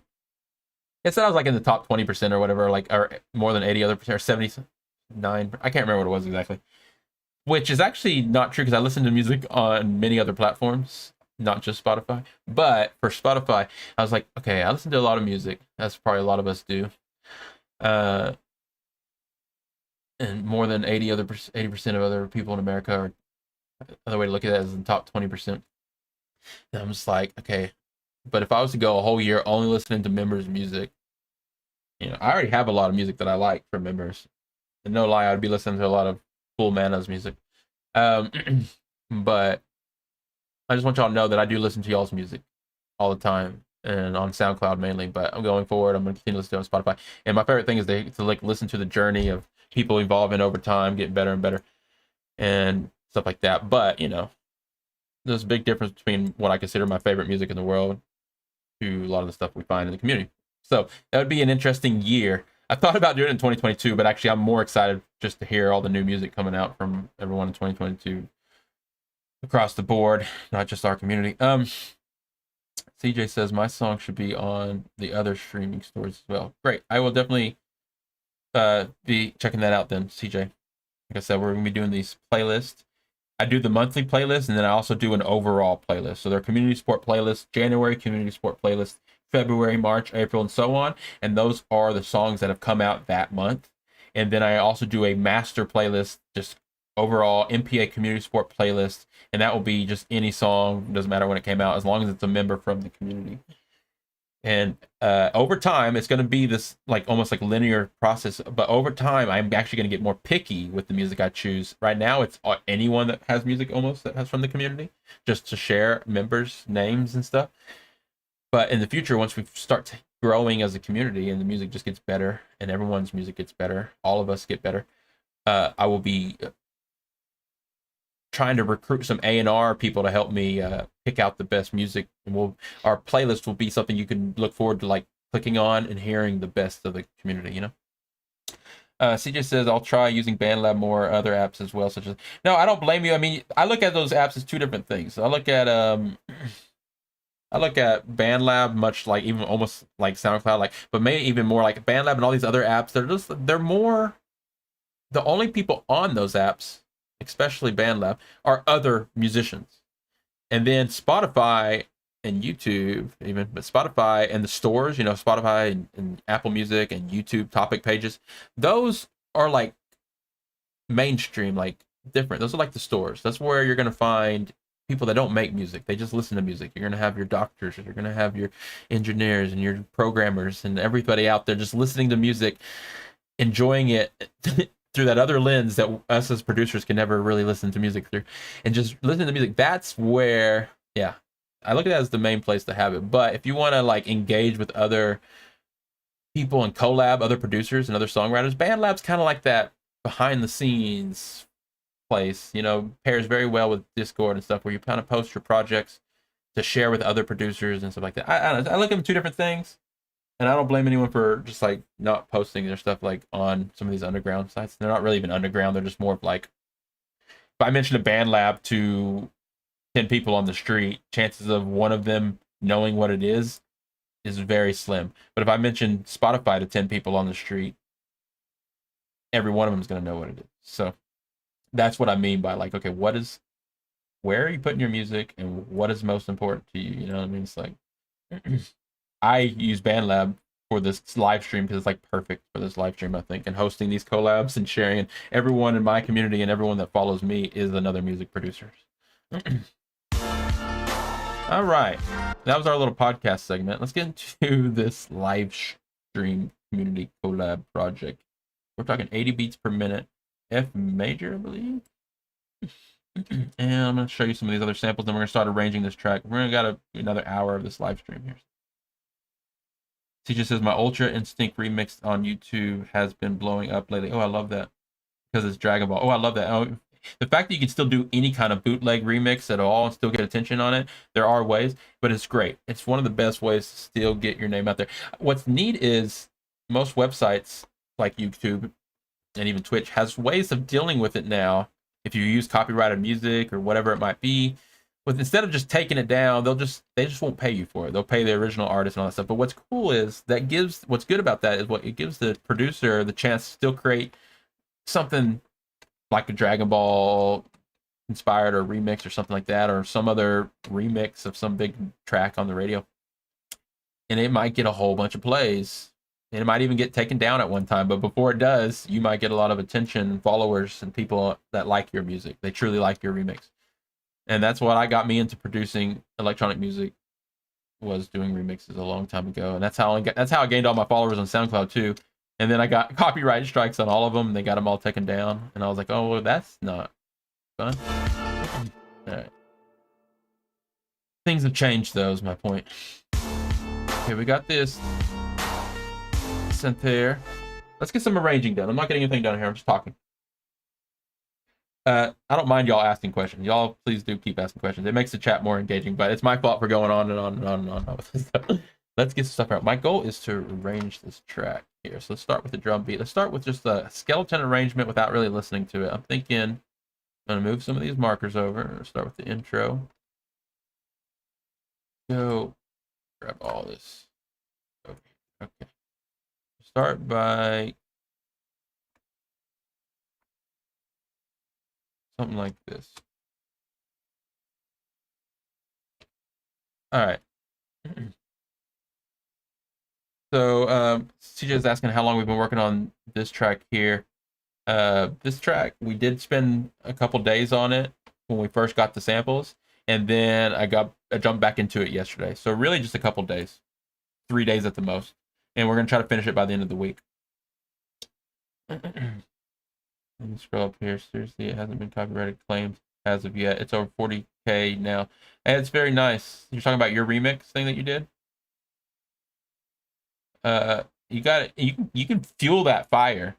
They say when you got something that's growing like that, that's the best thing to go share and do that whole, like, jump in through a bunch of different communities, drop it in the promo channels, go give people feedback, and then you trade your, like, really push it, like hustle it, and it just adds. It's just like pushing it even farther, and it already got that momentum. Just a little nudge just makes it go a little fast. I don't know. I've heard things like that through podcasts, and specifically thinking of the DIY CD Baby podcast. They were talking about that. Something's at all getting traction, you can push it along even more effectively. 43,000. I already checked it out. I think I might have heard it. I'll have to check it out again. I forget things. Got to listen to so much. All right. Okay, so we got this little. Okay, we're gonna do a quick little intro. You'll have to call me on it one day if all my arrangements end up being exactly the same on the live stream. And we're gonna little build up here. Boom, boom, boom, boom, boom, boom, and we'll be like that. Let's go. Let's take this other little drum thing.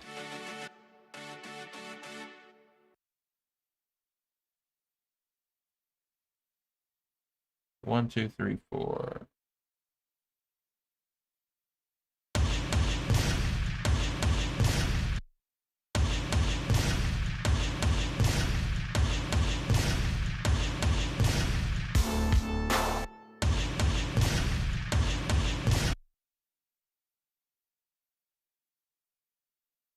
Maybe something like.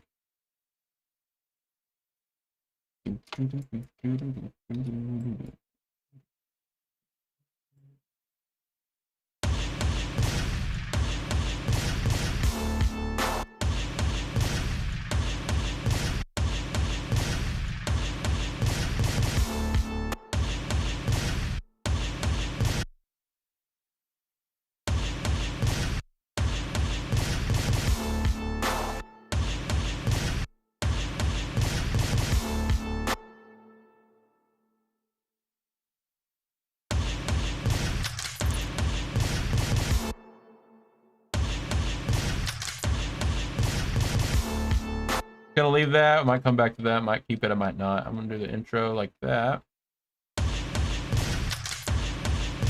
Actually, that's kind of weird.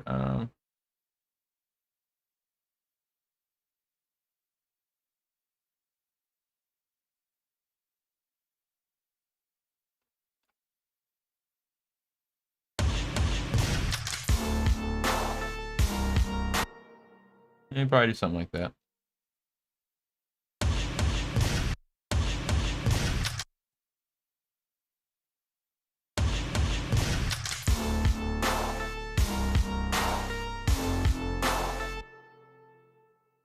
Okay.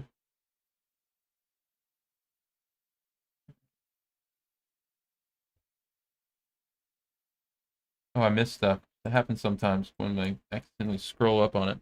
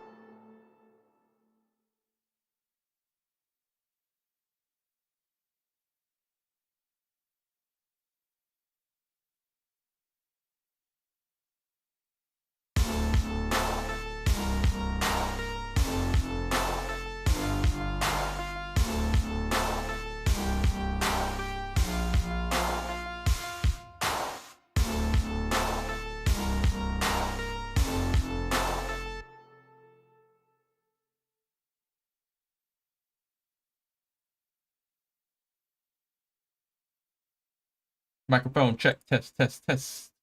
How long was I not talking? Oops. All right. Okay. Got this arrangement. What I want to do real quick is I want to grab all this.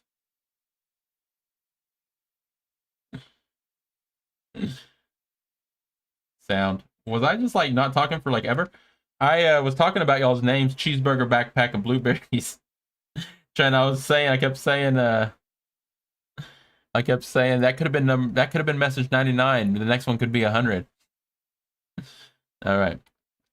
It happened yesterday on the stream. I was talking, but no one could hear FL Studio, and that was probably like for 20 minutes. And I almost was gonna message Fox and say, Fox, why didn't you tell me? Because Fox jumped in while it was happening and said, hey, and then left all without noticing that I wasn't working. It's okay, Fox. It's not Fox's job to text the audio. It's my job. All right, we got these horns. Let me go ahead and arrange it. Okay, so I'm gonna pull everything over. And pull everything over here to the left. Oh, I don't want too much dead space at the front. So we got this happening here, this happening here. Having all of this. Fox says, oh. I might have just been talking and not playing anything when you jumped in, Fox. I don't remember exactly, but I remember you jumping in and I was talking about the song. And I think I was showing you the song even. I was like, hey, and this right here, this right here. And then I kept going, and then someone else jumped in the stream that I've never met before, new member by the way, jumped in. I was like, hey, I don't hear anything. And I looked over and I realized I didn't have the entire stream. I didn't have the FL Studio switch turned on. One of these sound cards is like the first half of the stream when I'm doing the endless studio stuff. The second half, I use this other sound card because I got to make sure they're unmuted. All right.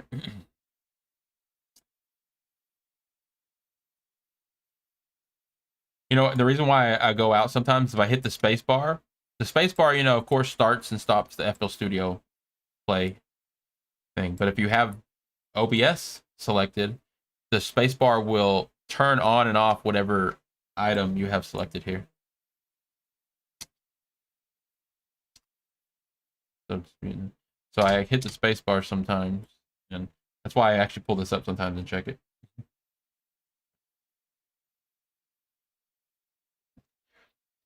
We're almost to 100 messages on the Restream IO chat, by the way. All right, let's play this. Okay, so I got this arrangement going on. I've scooted everything over here. Basically going to be the start here. Queen. Freddie Mercury's got a gun. I was laughing about that a second ago. I don't know if y'all heard me. I was like, ha ha ha.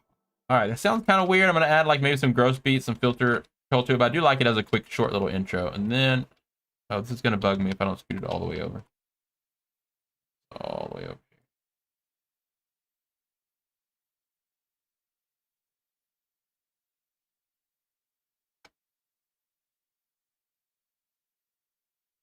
There.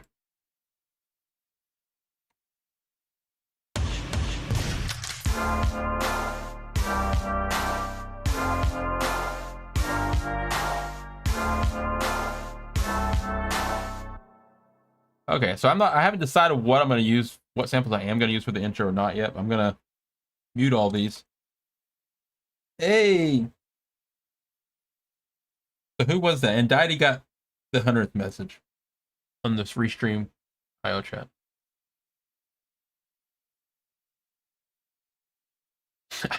I don't know what direction this conversation just went. Is that some lyrics I'm hoping? And not something that happened? Anyways, 100 messages, and Diety came in inside of our MPA stream. Oh, was the 100th message. And everyone dies at sea. Oh, okay. Oh my gosh.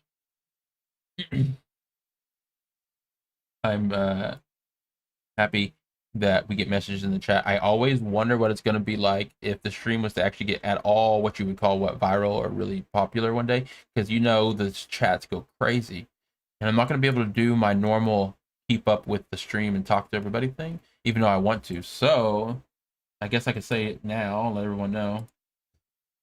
It's 6 o'clock on the dot, which is 2 hours into the stream. We're going to spend the next 30-40 minutes working on that song. Before I do, I want to do one final announcement here.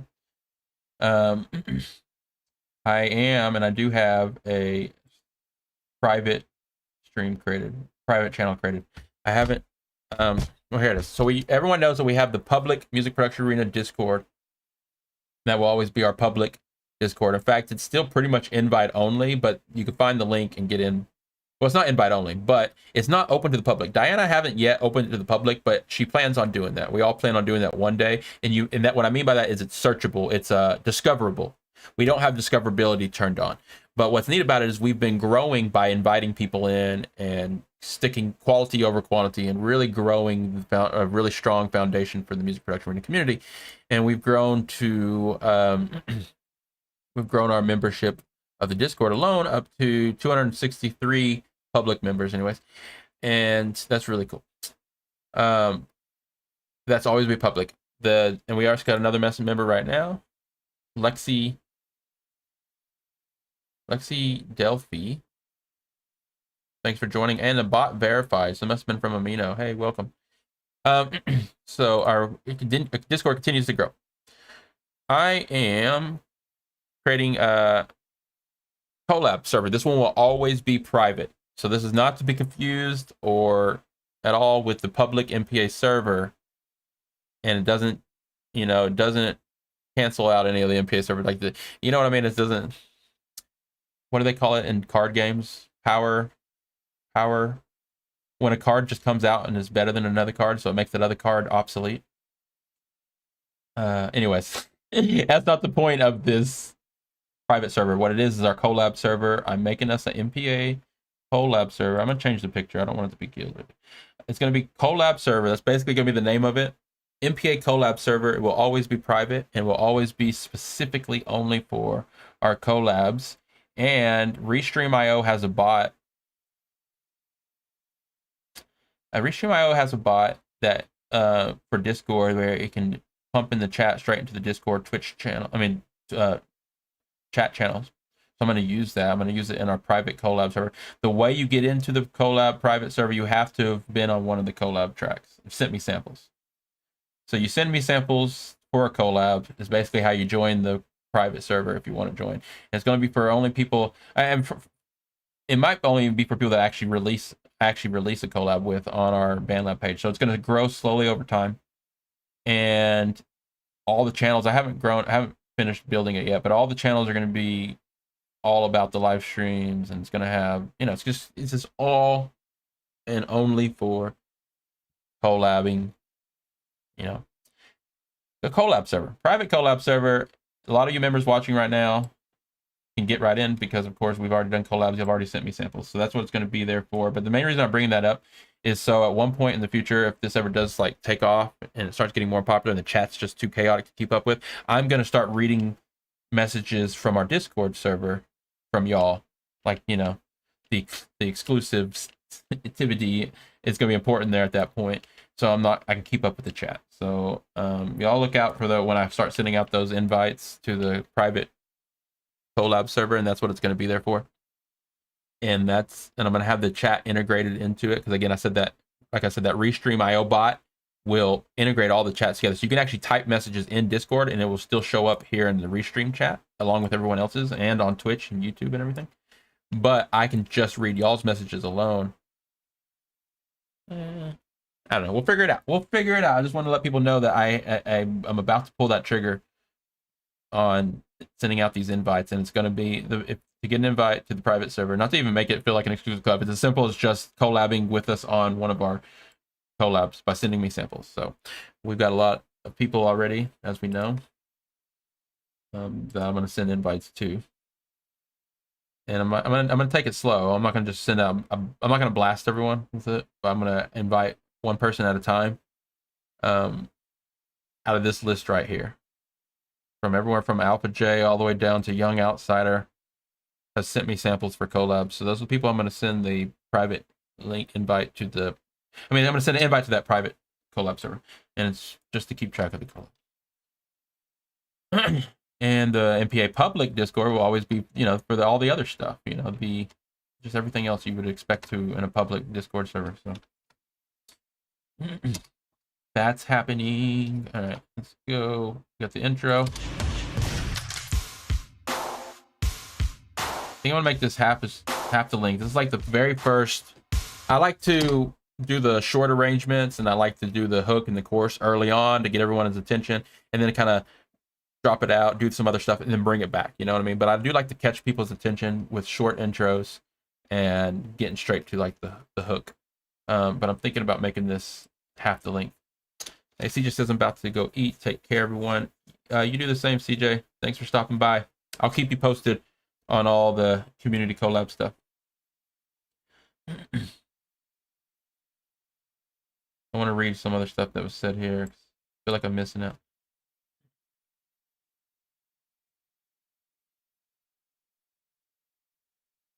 I would love to be rated one day. I would stay very calm. I've thought about it.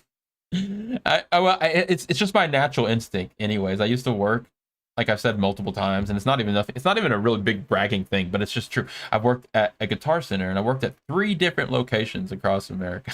Well, 2 in Texas, 1 in Utah. Anyways, especially the one in Utah, Salt Lake City, when I was working at the Guitar Center there, a lot of big band, or at least people kind of big, would come through there, and it was always my first instinct to just not get starstruck and to stay very calm and just sell the person stuff as if he was a normal person. But honestly, it's made a couple people mad. I think a couple big people that they want you to like freak out when you see them, and if you don't, they kind of get like whatever. But anyways, that's besides the point. I want to stay calm for that reason. I would love to let whoever, Moonboy is the only person I actually know out of this list here, let them know that, I think you're cool, great job, thanks for coming and rating. But actually the main reason I'd stay calm is I wouldn't want to forget all the most important things. I'd probably just start pitching our community and the live stream. I'd let everyone know that we stream daily, Monday through Friday, and I would invite everyone to come join us on Discord. And then I would actually just get right back to work. Worst thing you could do is just like totally mess up when you get raided, especially if it was a big raid on stream, and then like not show off any, like your stream being of any quality or worth anyone coming back. Like, that's your chance. You only get one shot. The Eminem song jumps in. Ding, ding, ding, ding. 8 miles. You only get one shot. How many times have we clicked play on this and I haven't done anything? All right. Got the arrangement going. I'm going to come in with this little hook here. Maybe this little bass here.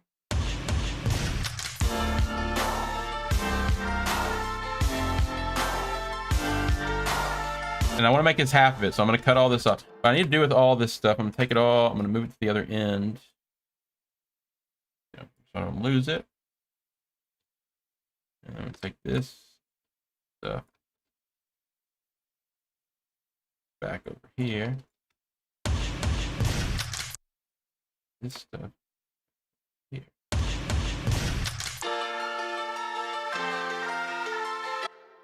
Oh, that wasn't right. This goes back over here. This goes over here. And bass goes over here. I want my headset mic. I feel like when I mumble, y'all are going to understand me more. I always have to shout at the microphone if I know I need y'all to hear me. It's like a condenser mic up above me. When I get that headset mic, headphone set, I can't remember. It's like $150. So when I get that headset mic, I'm going to be able to like just talk directly into that mic, no matter which way my head's facing. Oh, I'm so excited about it. It's like the next thing I got to buy. Hey, Iris taking off.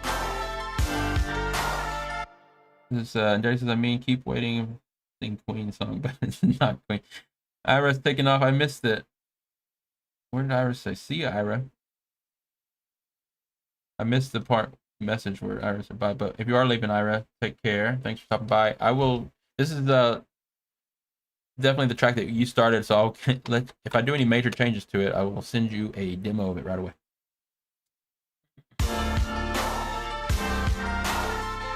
Okay. I think my chat thing's bugging out. It's not capturing everybody's chat. It happens. I'm not going to play that again. We've done it too many times. Okay, then it's going to go here. I'm going to cut this in half. So I'm going to turn that off, turn that off. That.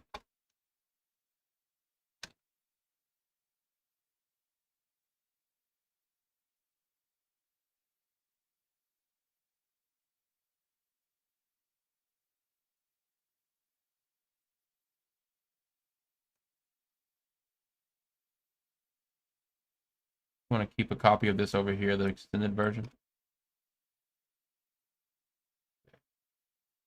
Bass, cut that bass in half.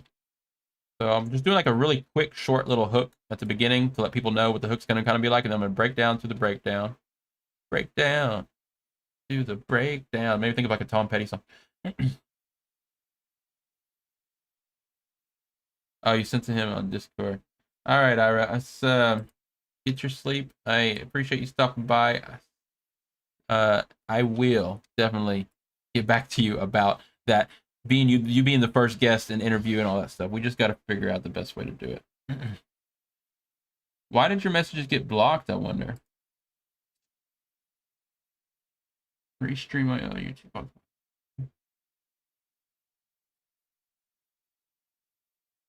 Be it. Hopefully it was just a little glitch and not something I had to, like, some setting I accidentally flipped. Thanks again, Ira. Have a good night. And Didey says his music. I mean, yeah, grew up on Tom Petty. I just listened to a great interview, another podcast with his daughter, what it was like growing up as the daughter of Tom Petty. I love my podcast. I will give y'all 10 great recommendations for podcasts if you'll ever ask me. It's the only 10 podcasts I listen to now, music podcast. I had to narrow it down. I was literally listening to like 25 podcasts at one point, 25, 30 different podcasts. And when I was working like full time at another job, and I was listening to podcasts all day, every day, so I could actually keep up. But ever since 2020, and I just been home, and it's like working from home and working to whatever. I make money, luckily now, through a part-time job, and it covers everything. But before that happened, I had more time to listen to podcasts, and so now I had to cut my podcast in half. I had to really narrow it down. Just 10. All right. Okay, so short little intro, then we're gonna go to the breakdown and look for something maybe like this. Whatever we add, we're gonna add a high pass, low pass filter, like sweep automation to really like break it down and build it back up. Go for probably 4 bars.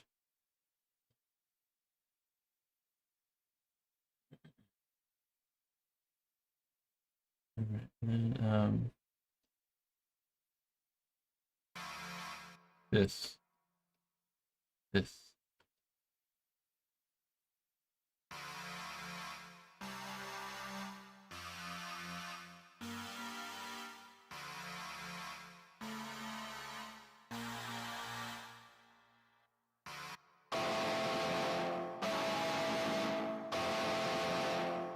Yeah, I can filter something like that.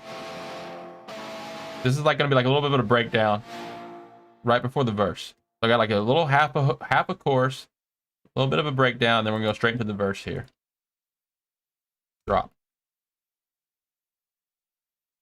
So I'm gonna keep the guitar stuff going, I think.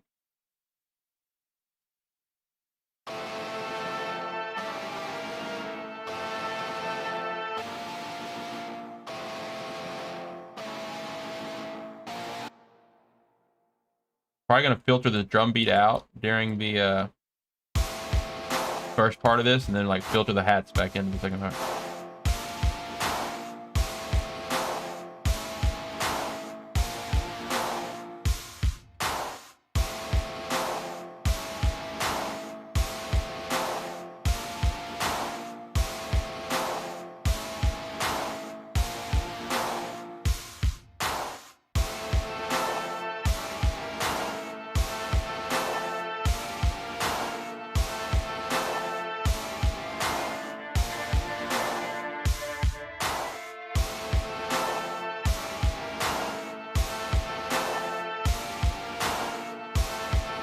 I just want to do like a little breather right here before we go into our little hook thing again.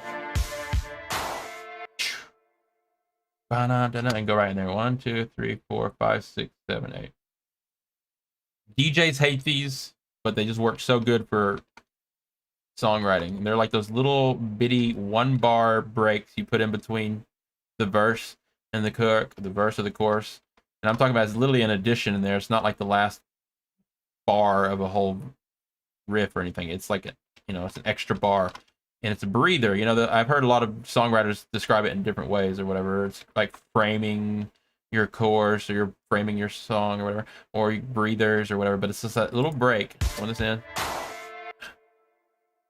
That's actually 2 beats there, so we can make it a little shorter. Boom, and then it drops in there. So if you're a DJ, you have to count that just right, because your tracks won't line up. Right there, your other track will get a whole bar off, basically, or a whole beat, or whatever you want to call it. Anyways, that being said, I'm going to add one. And Dottie says, I found it.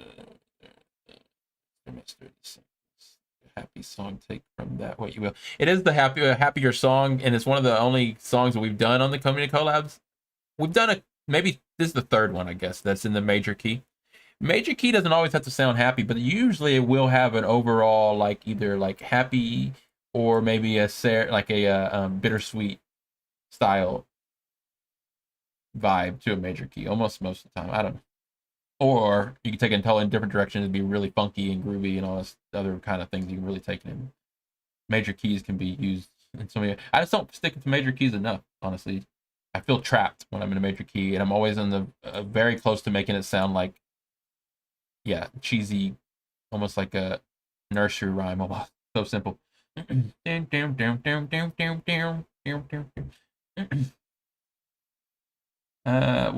Mr. Mustard? Oh, so funny enough, when I first had Spotify, I listened to the wrong version of Free Fallin' and had no idea it was by some cover band. You listen to that and feel like, I love this song. You tell someone else, have you ever heard of Free Fallin' by Mr. Mustard? And they're like, what? It's not bad. Now I want to go hear the Mr. Mustard version. That's like hearing or it's almost like hearing someone hearing all the Weird Al Yankovic versions of songs before hearing the real version. And that actually happens to a lot of younger generations these days because they don't know the original version, and then a Weird Al Yankovic version of the song will come up, and they'll be like, "Hey, it's a funny song," and they don't even know what the parody of the song is from. Oh, Weird Al, you'll always be my favorite.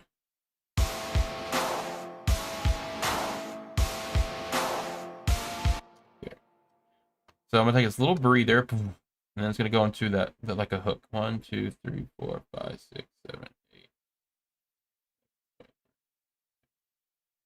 I'm gonna go back with this idea here.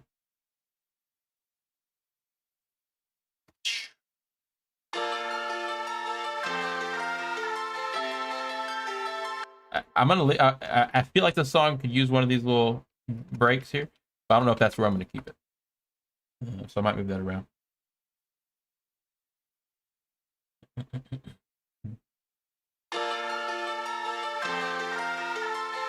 Rascal Flatts. I used to listen to them. I mean, there was a few songs I had on my playlist. Why did that not keep playing? I forget my buttons sometimes. Okay, that is because it's supposed to be this.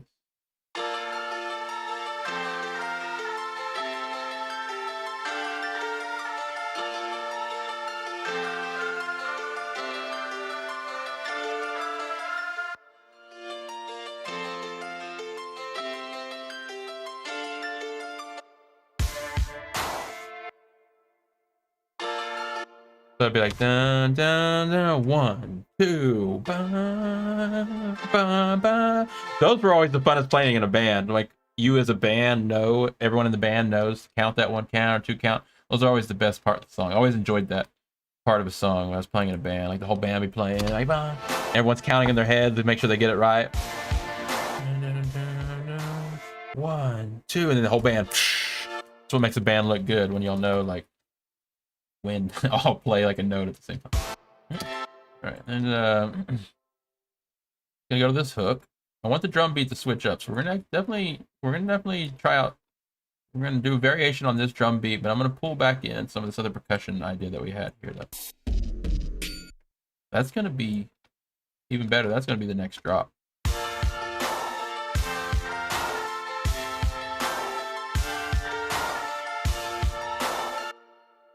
All right, put another breather here.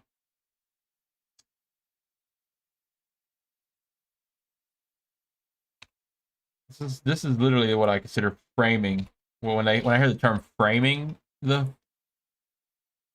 chorus or the bridge or the whatever you want to frame, this is what I think of, putting one on each side. So when this little part happens, it's almost sectioned off for the rest of the song. Like you gotta get a bridge. Then it plays this. Boom, and then it goes in the next verse. And usually you don't do that twice. Like usually when you bring in the most time when I notice when this next time the big hook comes in, it's not always framed like that. It just goes straight into it, and that's what gives it more energy the second time around. The first time it kind of like breathes a little, and then it comes in and breathe. And again, I don't know if I'm gonna keep it like this. I'm just thinking of ideas, trying to be creative. I'm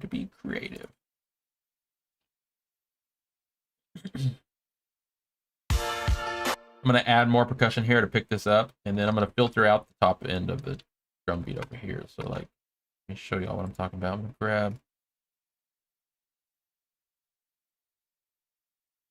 I don't know how the channel points work. I keep meaning, I have things written down that I'm supposed to be getting to, but I'm neglecting that list. Someone suggested I figured out those channel points, and I don't know what to do with them. What do y'all do with channel points?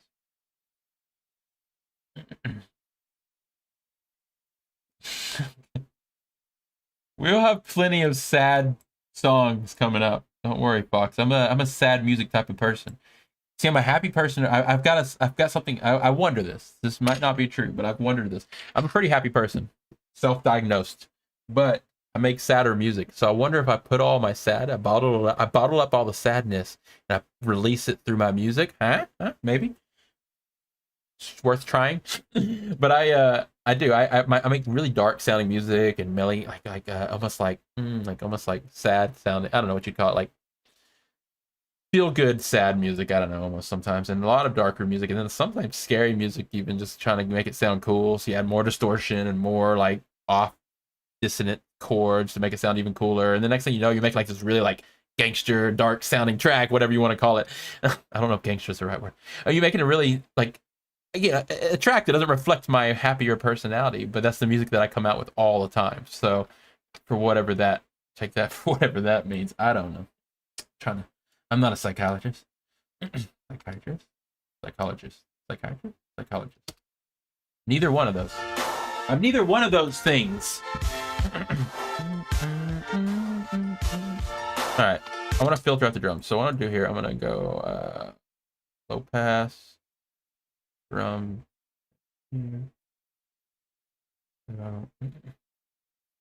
Right around here.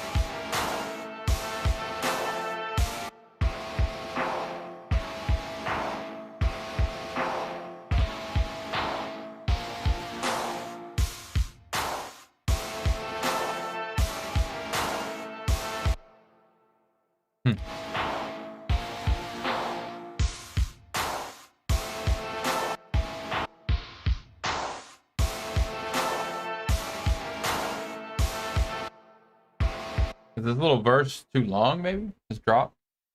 I don't like to call it a drop if it's not like full of energy. When you think drop, every drop's trying to show up next to the drop that came before. Did you hear that crazy drop? I'm not making crazy drops. So I don't really call it a drop. I'm just calling it a verse. But anyways, this is basically build up this, build up to this, and then it would drop into this. I could make it half the length. Synth solo. Let's see what we got.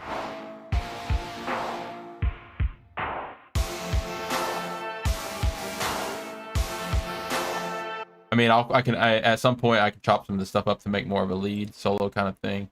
I'm gonna keep pulling these loops over to kind of build up this arrangement, pulling from this original stack of loops that we brought in.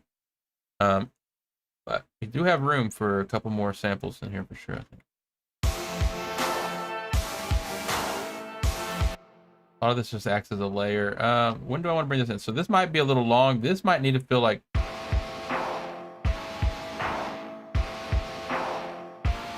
strings come in here. No, I don't want that.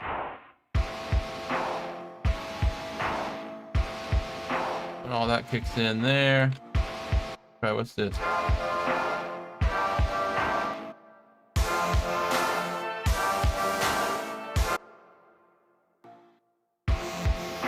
Let me play this from the beginning again. Let's get an idea what this sounds like. So remember, this is already like, this is right here. This is a minute 40 seconds in.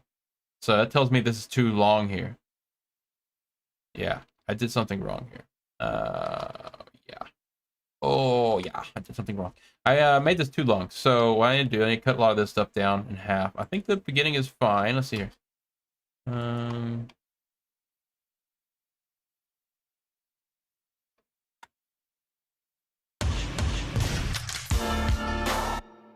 I think I'm gonna change that up a little. For sure, this little thing here, it's got a weird quality to it. It's nice, but it just needs to be filtered or something. This breakdown's probably too long.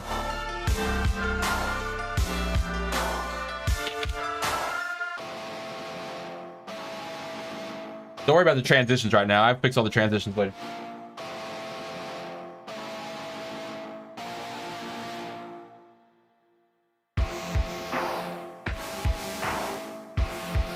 No, I like that.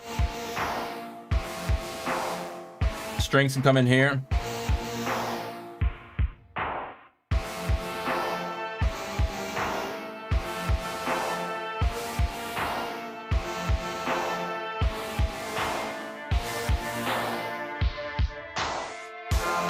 No, this works. Everything's right. It's just gonna be a longer song than I'm normally making because of the 80 beats per minute. I want one more thing to pick in here, the pulse.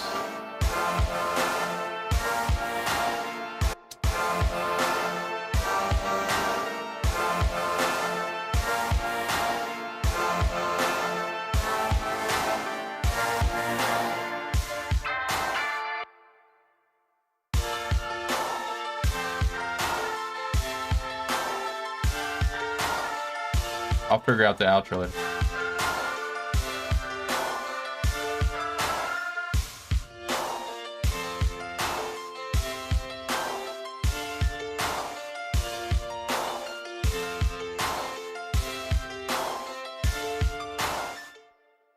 I don't think this needs a little frame thing here. Could probably just drop right back in.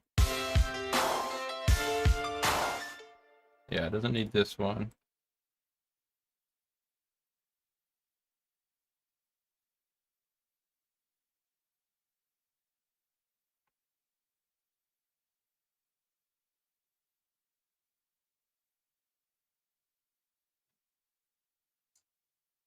So, what's this? Oh yeah, that's gotta be the next part here.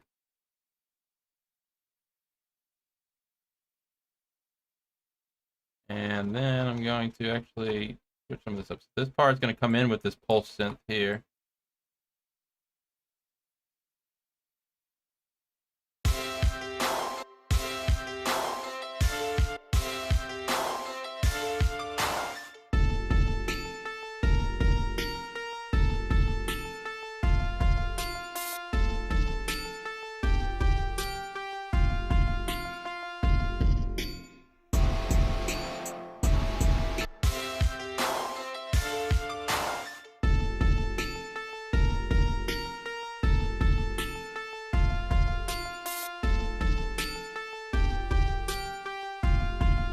My timing was getting off in my head. I think this feels right. 2 minutes, right around here. But if I want to do another hook chorus thing, I mean, I usually do 2 to 3 minute long songs.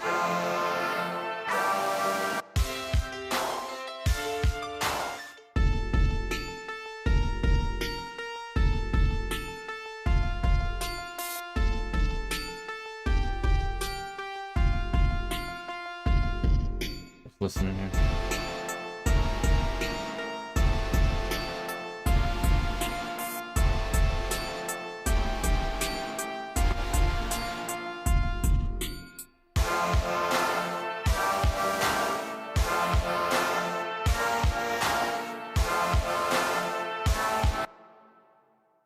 Okay, I like that. I just want the transitions. I'll probably use some gross beat, some other tricks here for the transitions.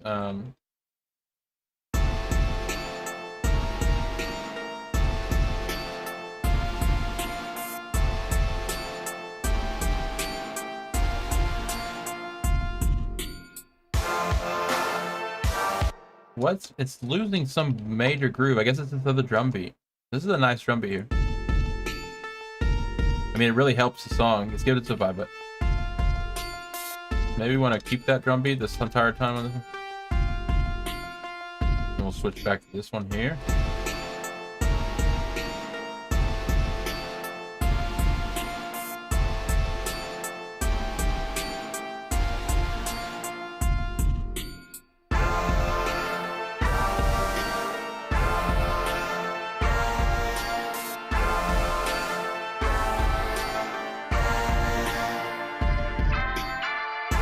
We're missing the bass the whole time. Where's the bass?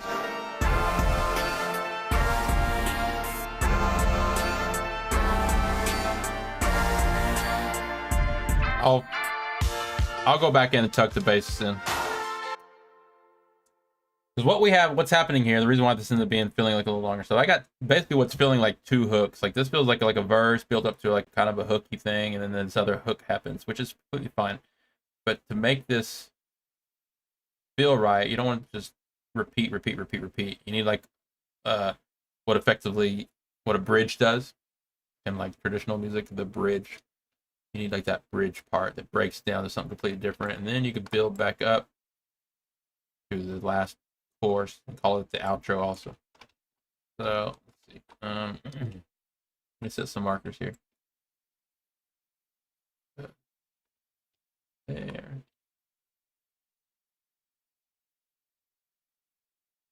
And you can breakdowns is another name for a bridge, I guess, in a way. But not always. Breakdowns can even come before the bridge. Like you break down and then you go into a bridge, and then that breaks down even goes back up. Or you break down, go to a bridge. The bridge can go into a pre-chorus, chorus, go to a chorus, whatever. So many arrangements. Right here, breakdown.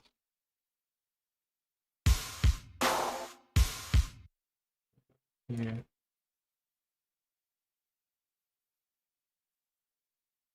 All right, we have this last bit of percussion.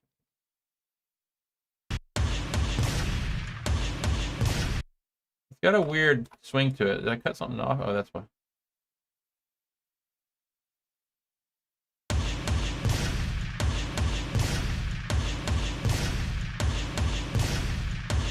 I don't know if that to me doesn't fit with the rest of the song. I know when Ira originally had this together, it did fit.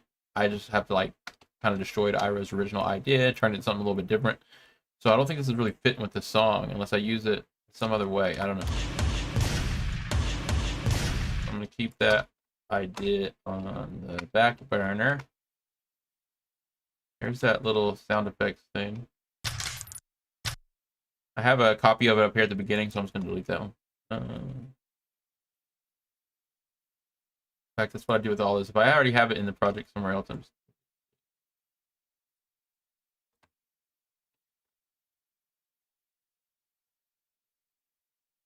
Wait a minute. Delete that, and drag these over. Here.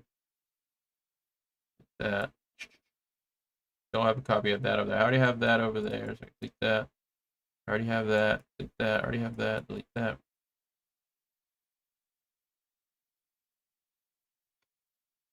Okay, we haven't used that bass, but I don't think we're even gonna end up using it, but I'm gonna leave it there for now. And drum beat thing.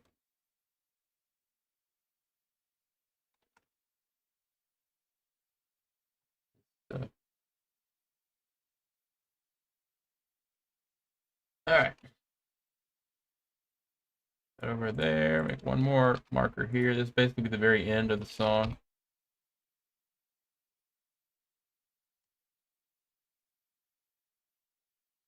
Which puts it at, that's one of our longest songs, 3 minutes, 17, 18 seconds. Longest MPA community collab, I think. Maybe, maybe not. I can't remember.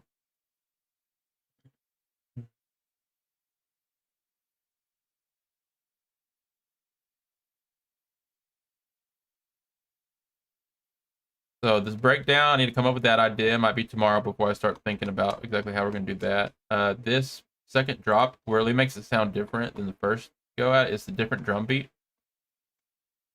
But I still want to make it even more different. And it comes in with a couple other, it comes in differently. It's all the same samples, but it's just in a different order. And then the drum beat is different. So that makes it different. Oh yeah, we got to do this bass line.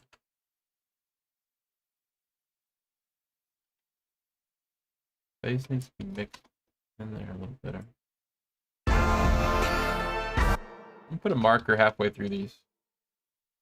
Help me see that better.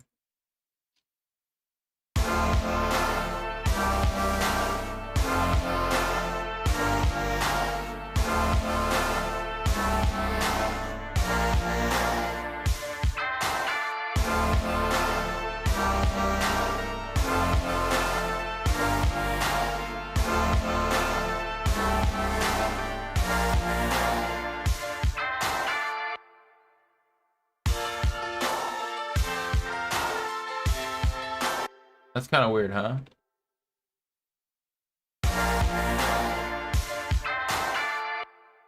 All right, I know what I need to do. So this, what I originally wanted to be the hook in the chorus, is really not. It's going to end up being more of the build-ups, kind of. So after this ends.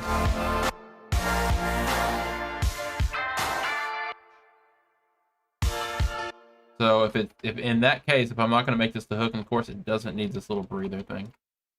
After all that talk, there's a way to delete this, right? I can just go.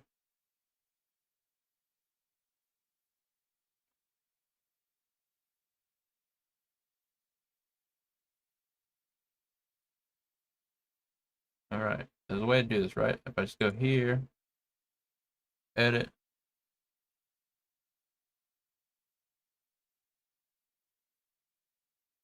I don't think I'm doing this right. Time marker, delete. We'll find out. Maybe I should save before I do that. File, save, new version. All right, I'm just trying to delete this without having to slide everything over. So I have that selected. I'm gonna go time markers, delete.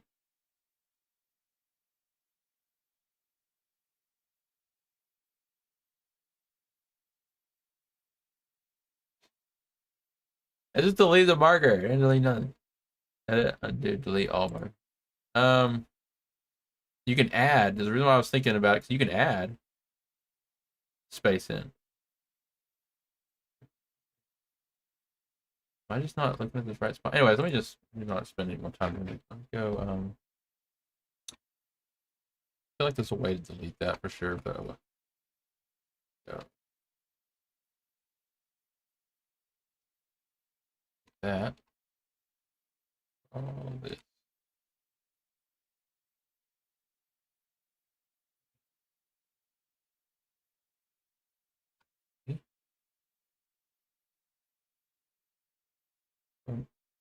And you gotta move all markers over. It's not that hard, I guess. Just time consuming. All right, that.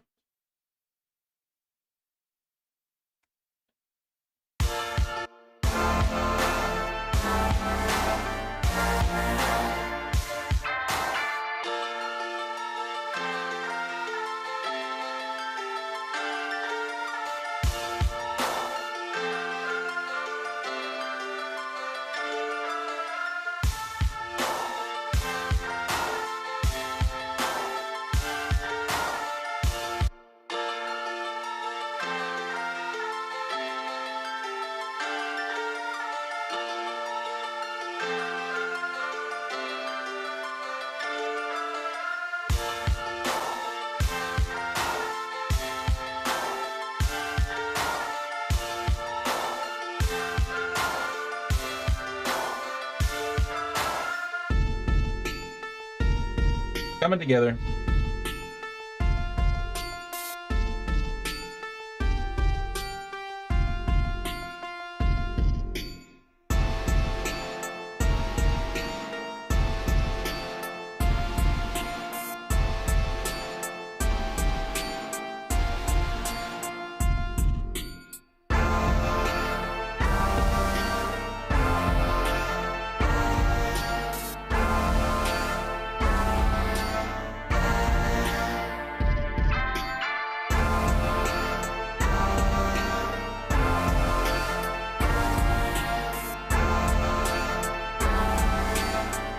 This is normally where I would end the song. I'd come back an outro right here. And do an outro and keep it really short.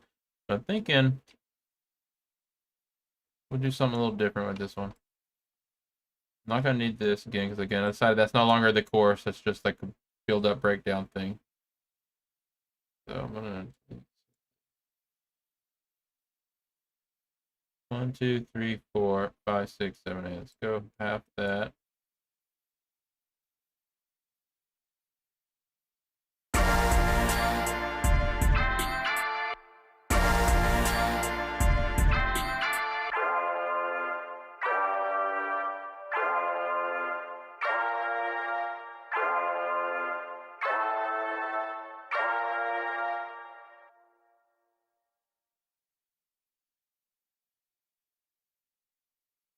For now, I'm going to call that the ending, but I might add something else. You know, like I keep saying, I like to keep my tracks short. This is the perfect length.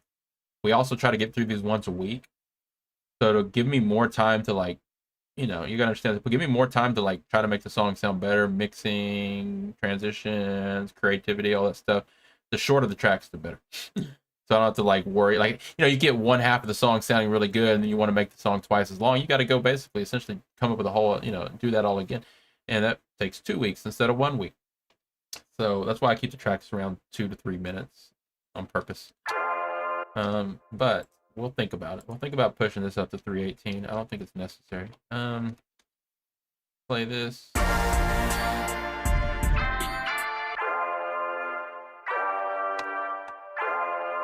mean, I'll make it more theatrical. It's not going to be as boring as that outro, intro stuff, but I'm just getting started here with this framing of this arrangement stuff. Goal is still finish it by the end of the week, but and really not post it till the week after to give us even more time to make sure it sounds good enough. But every week we want to start a new one. Just keep moving along with all our collabs that we have. But as we go on, we'll judge the like, you know, how realistic and practicality of all that. See if it's really doable. All track a week.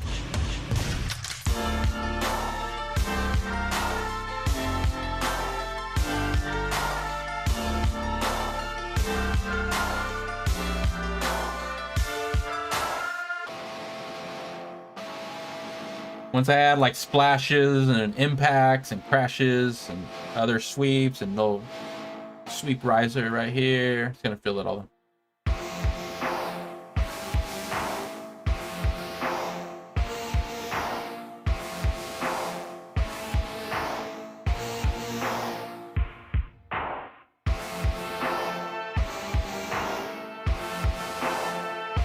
I'm gonna add some filter automation to this synth here.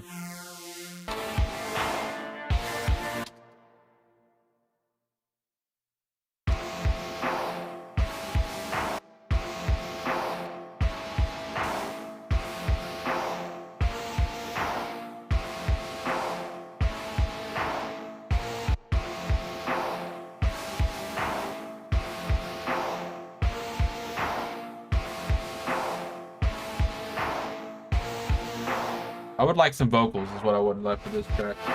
It'd be great if we found like the perfect singer for this.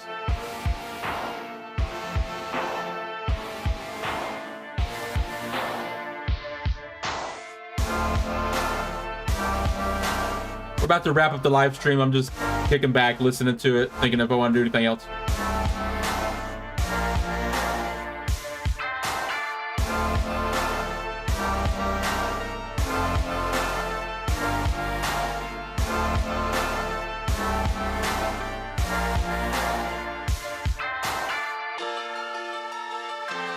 transitions definitely need work now.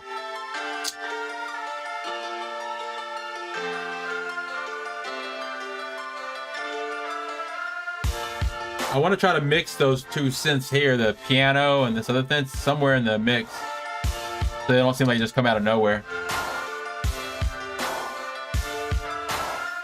And we also have these chord steps here. Maybe they would go good over here.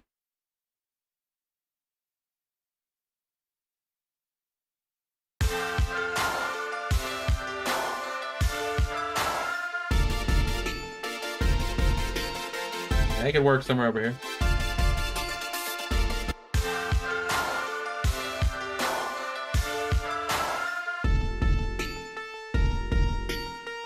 You can like filter those in.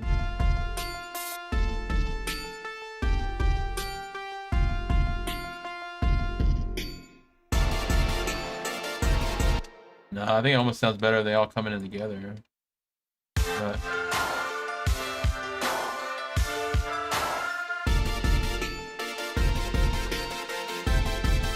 I can filter it out.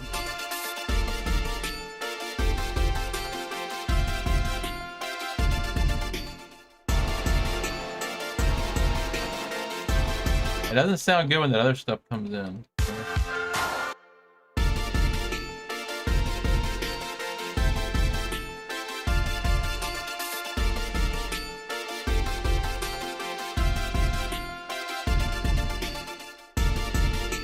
But I definitely want some more stuff to come in.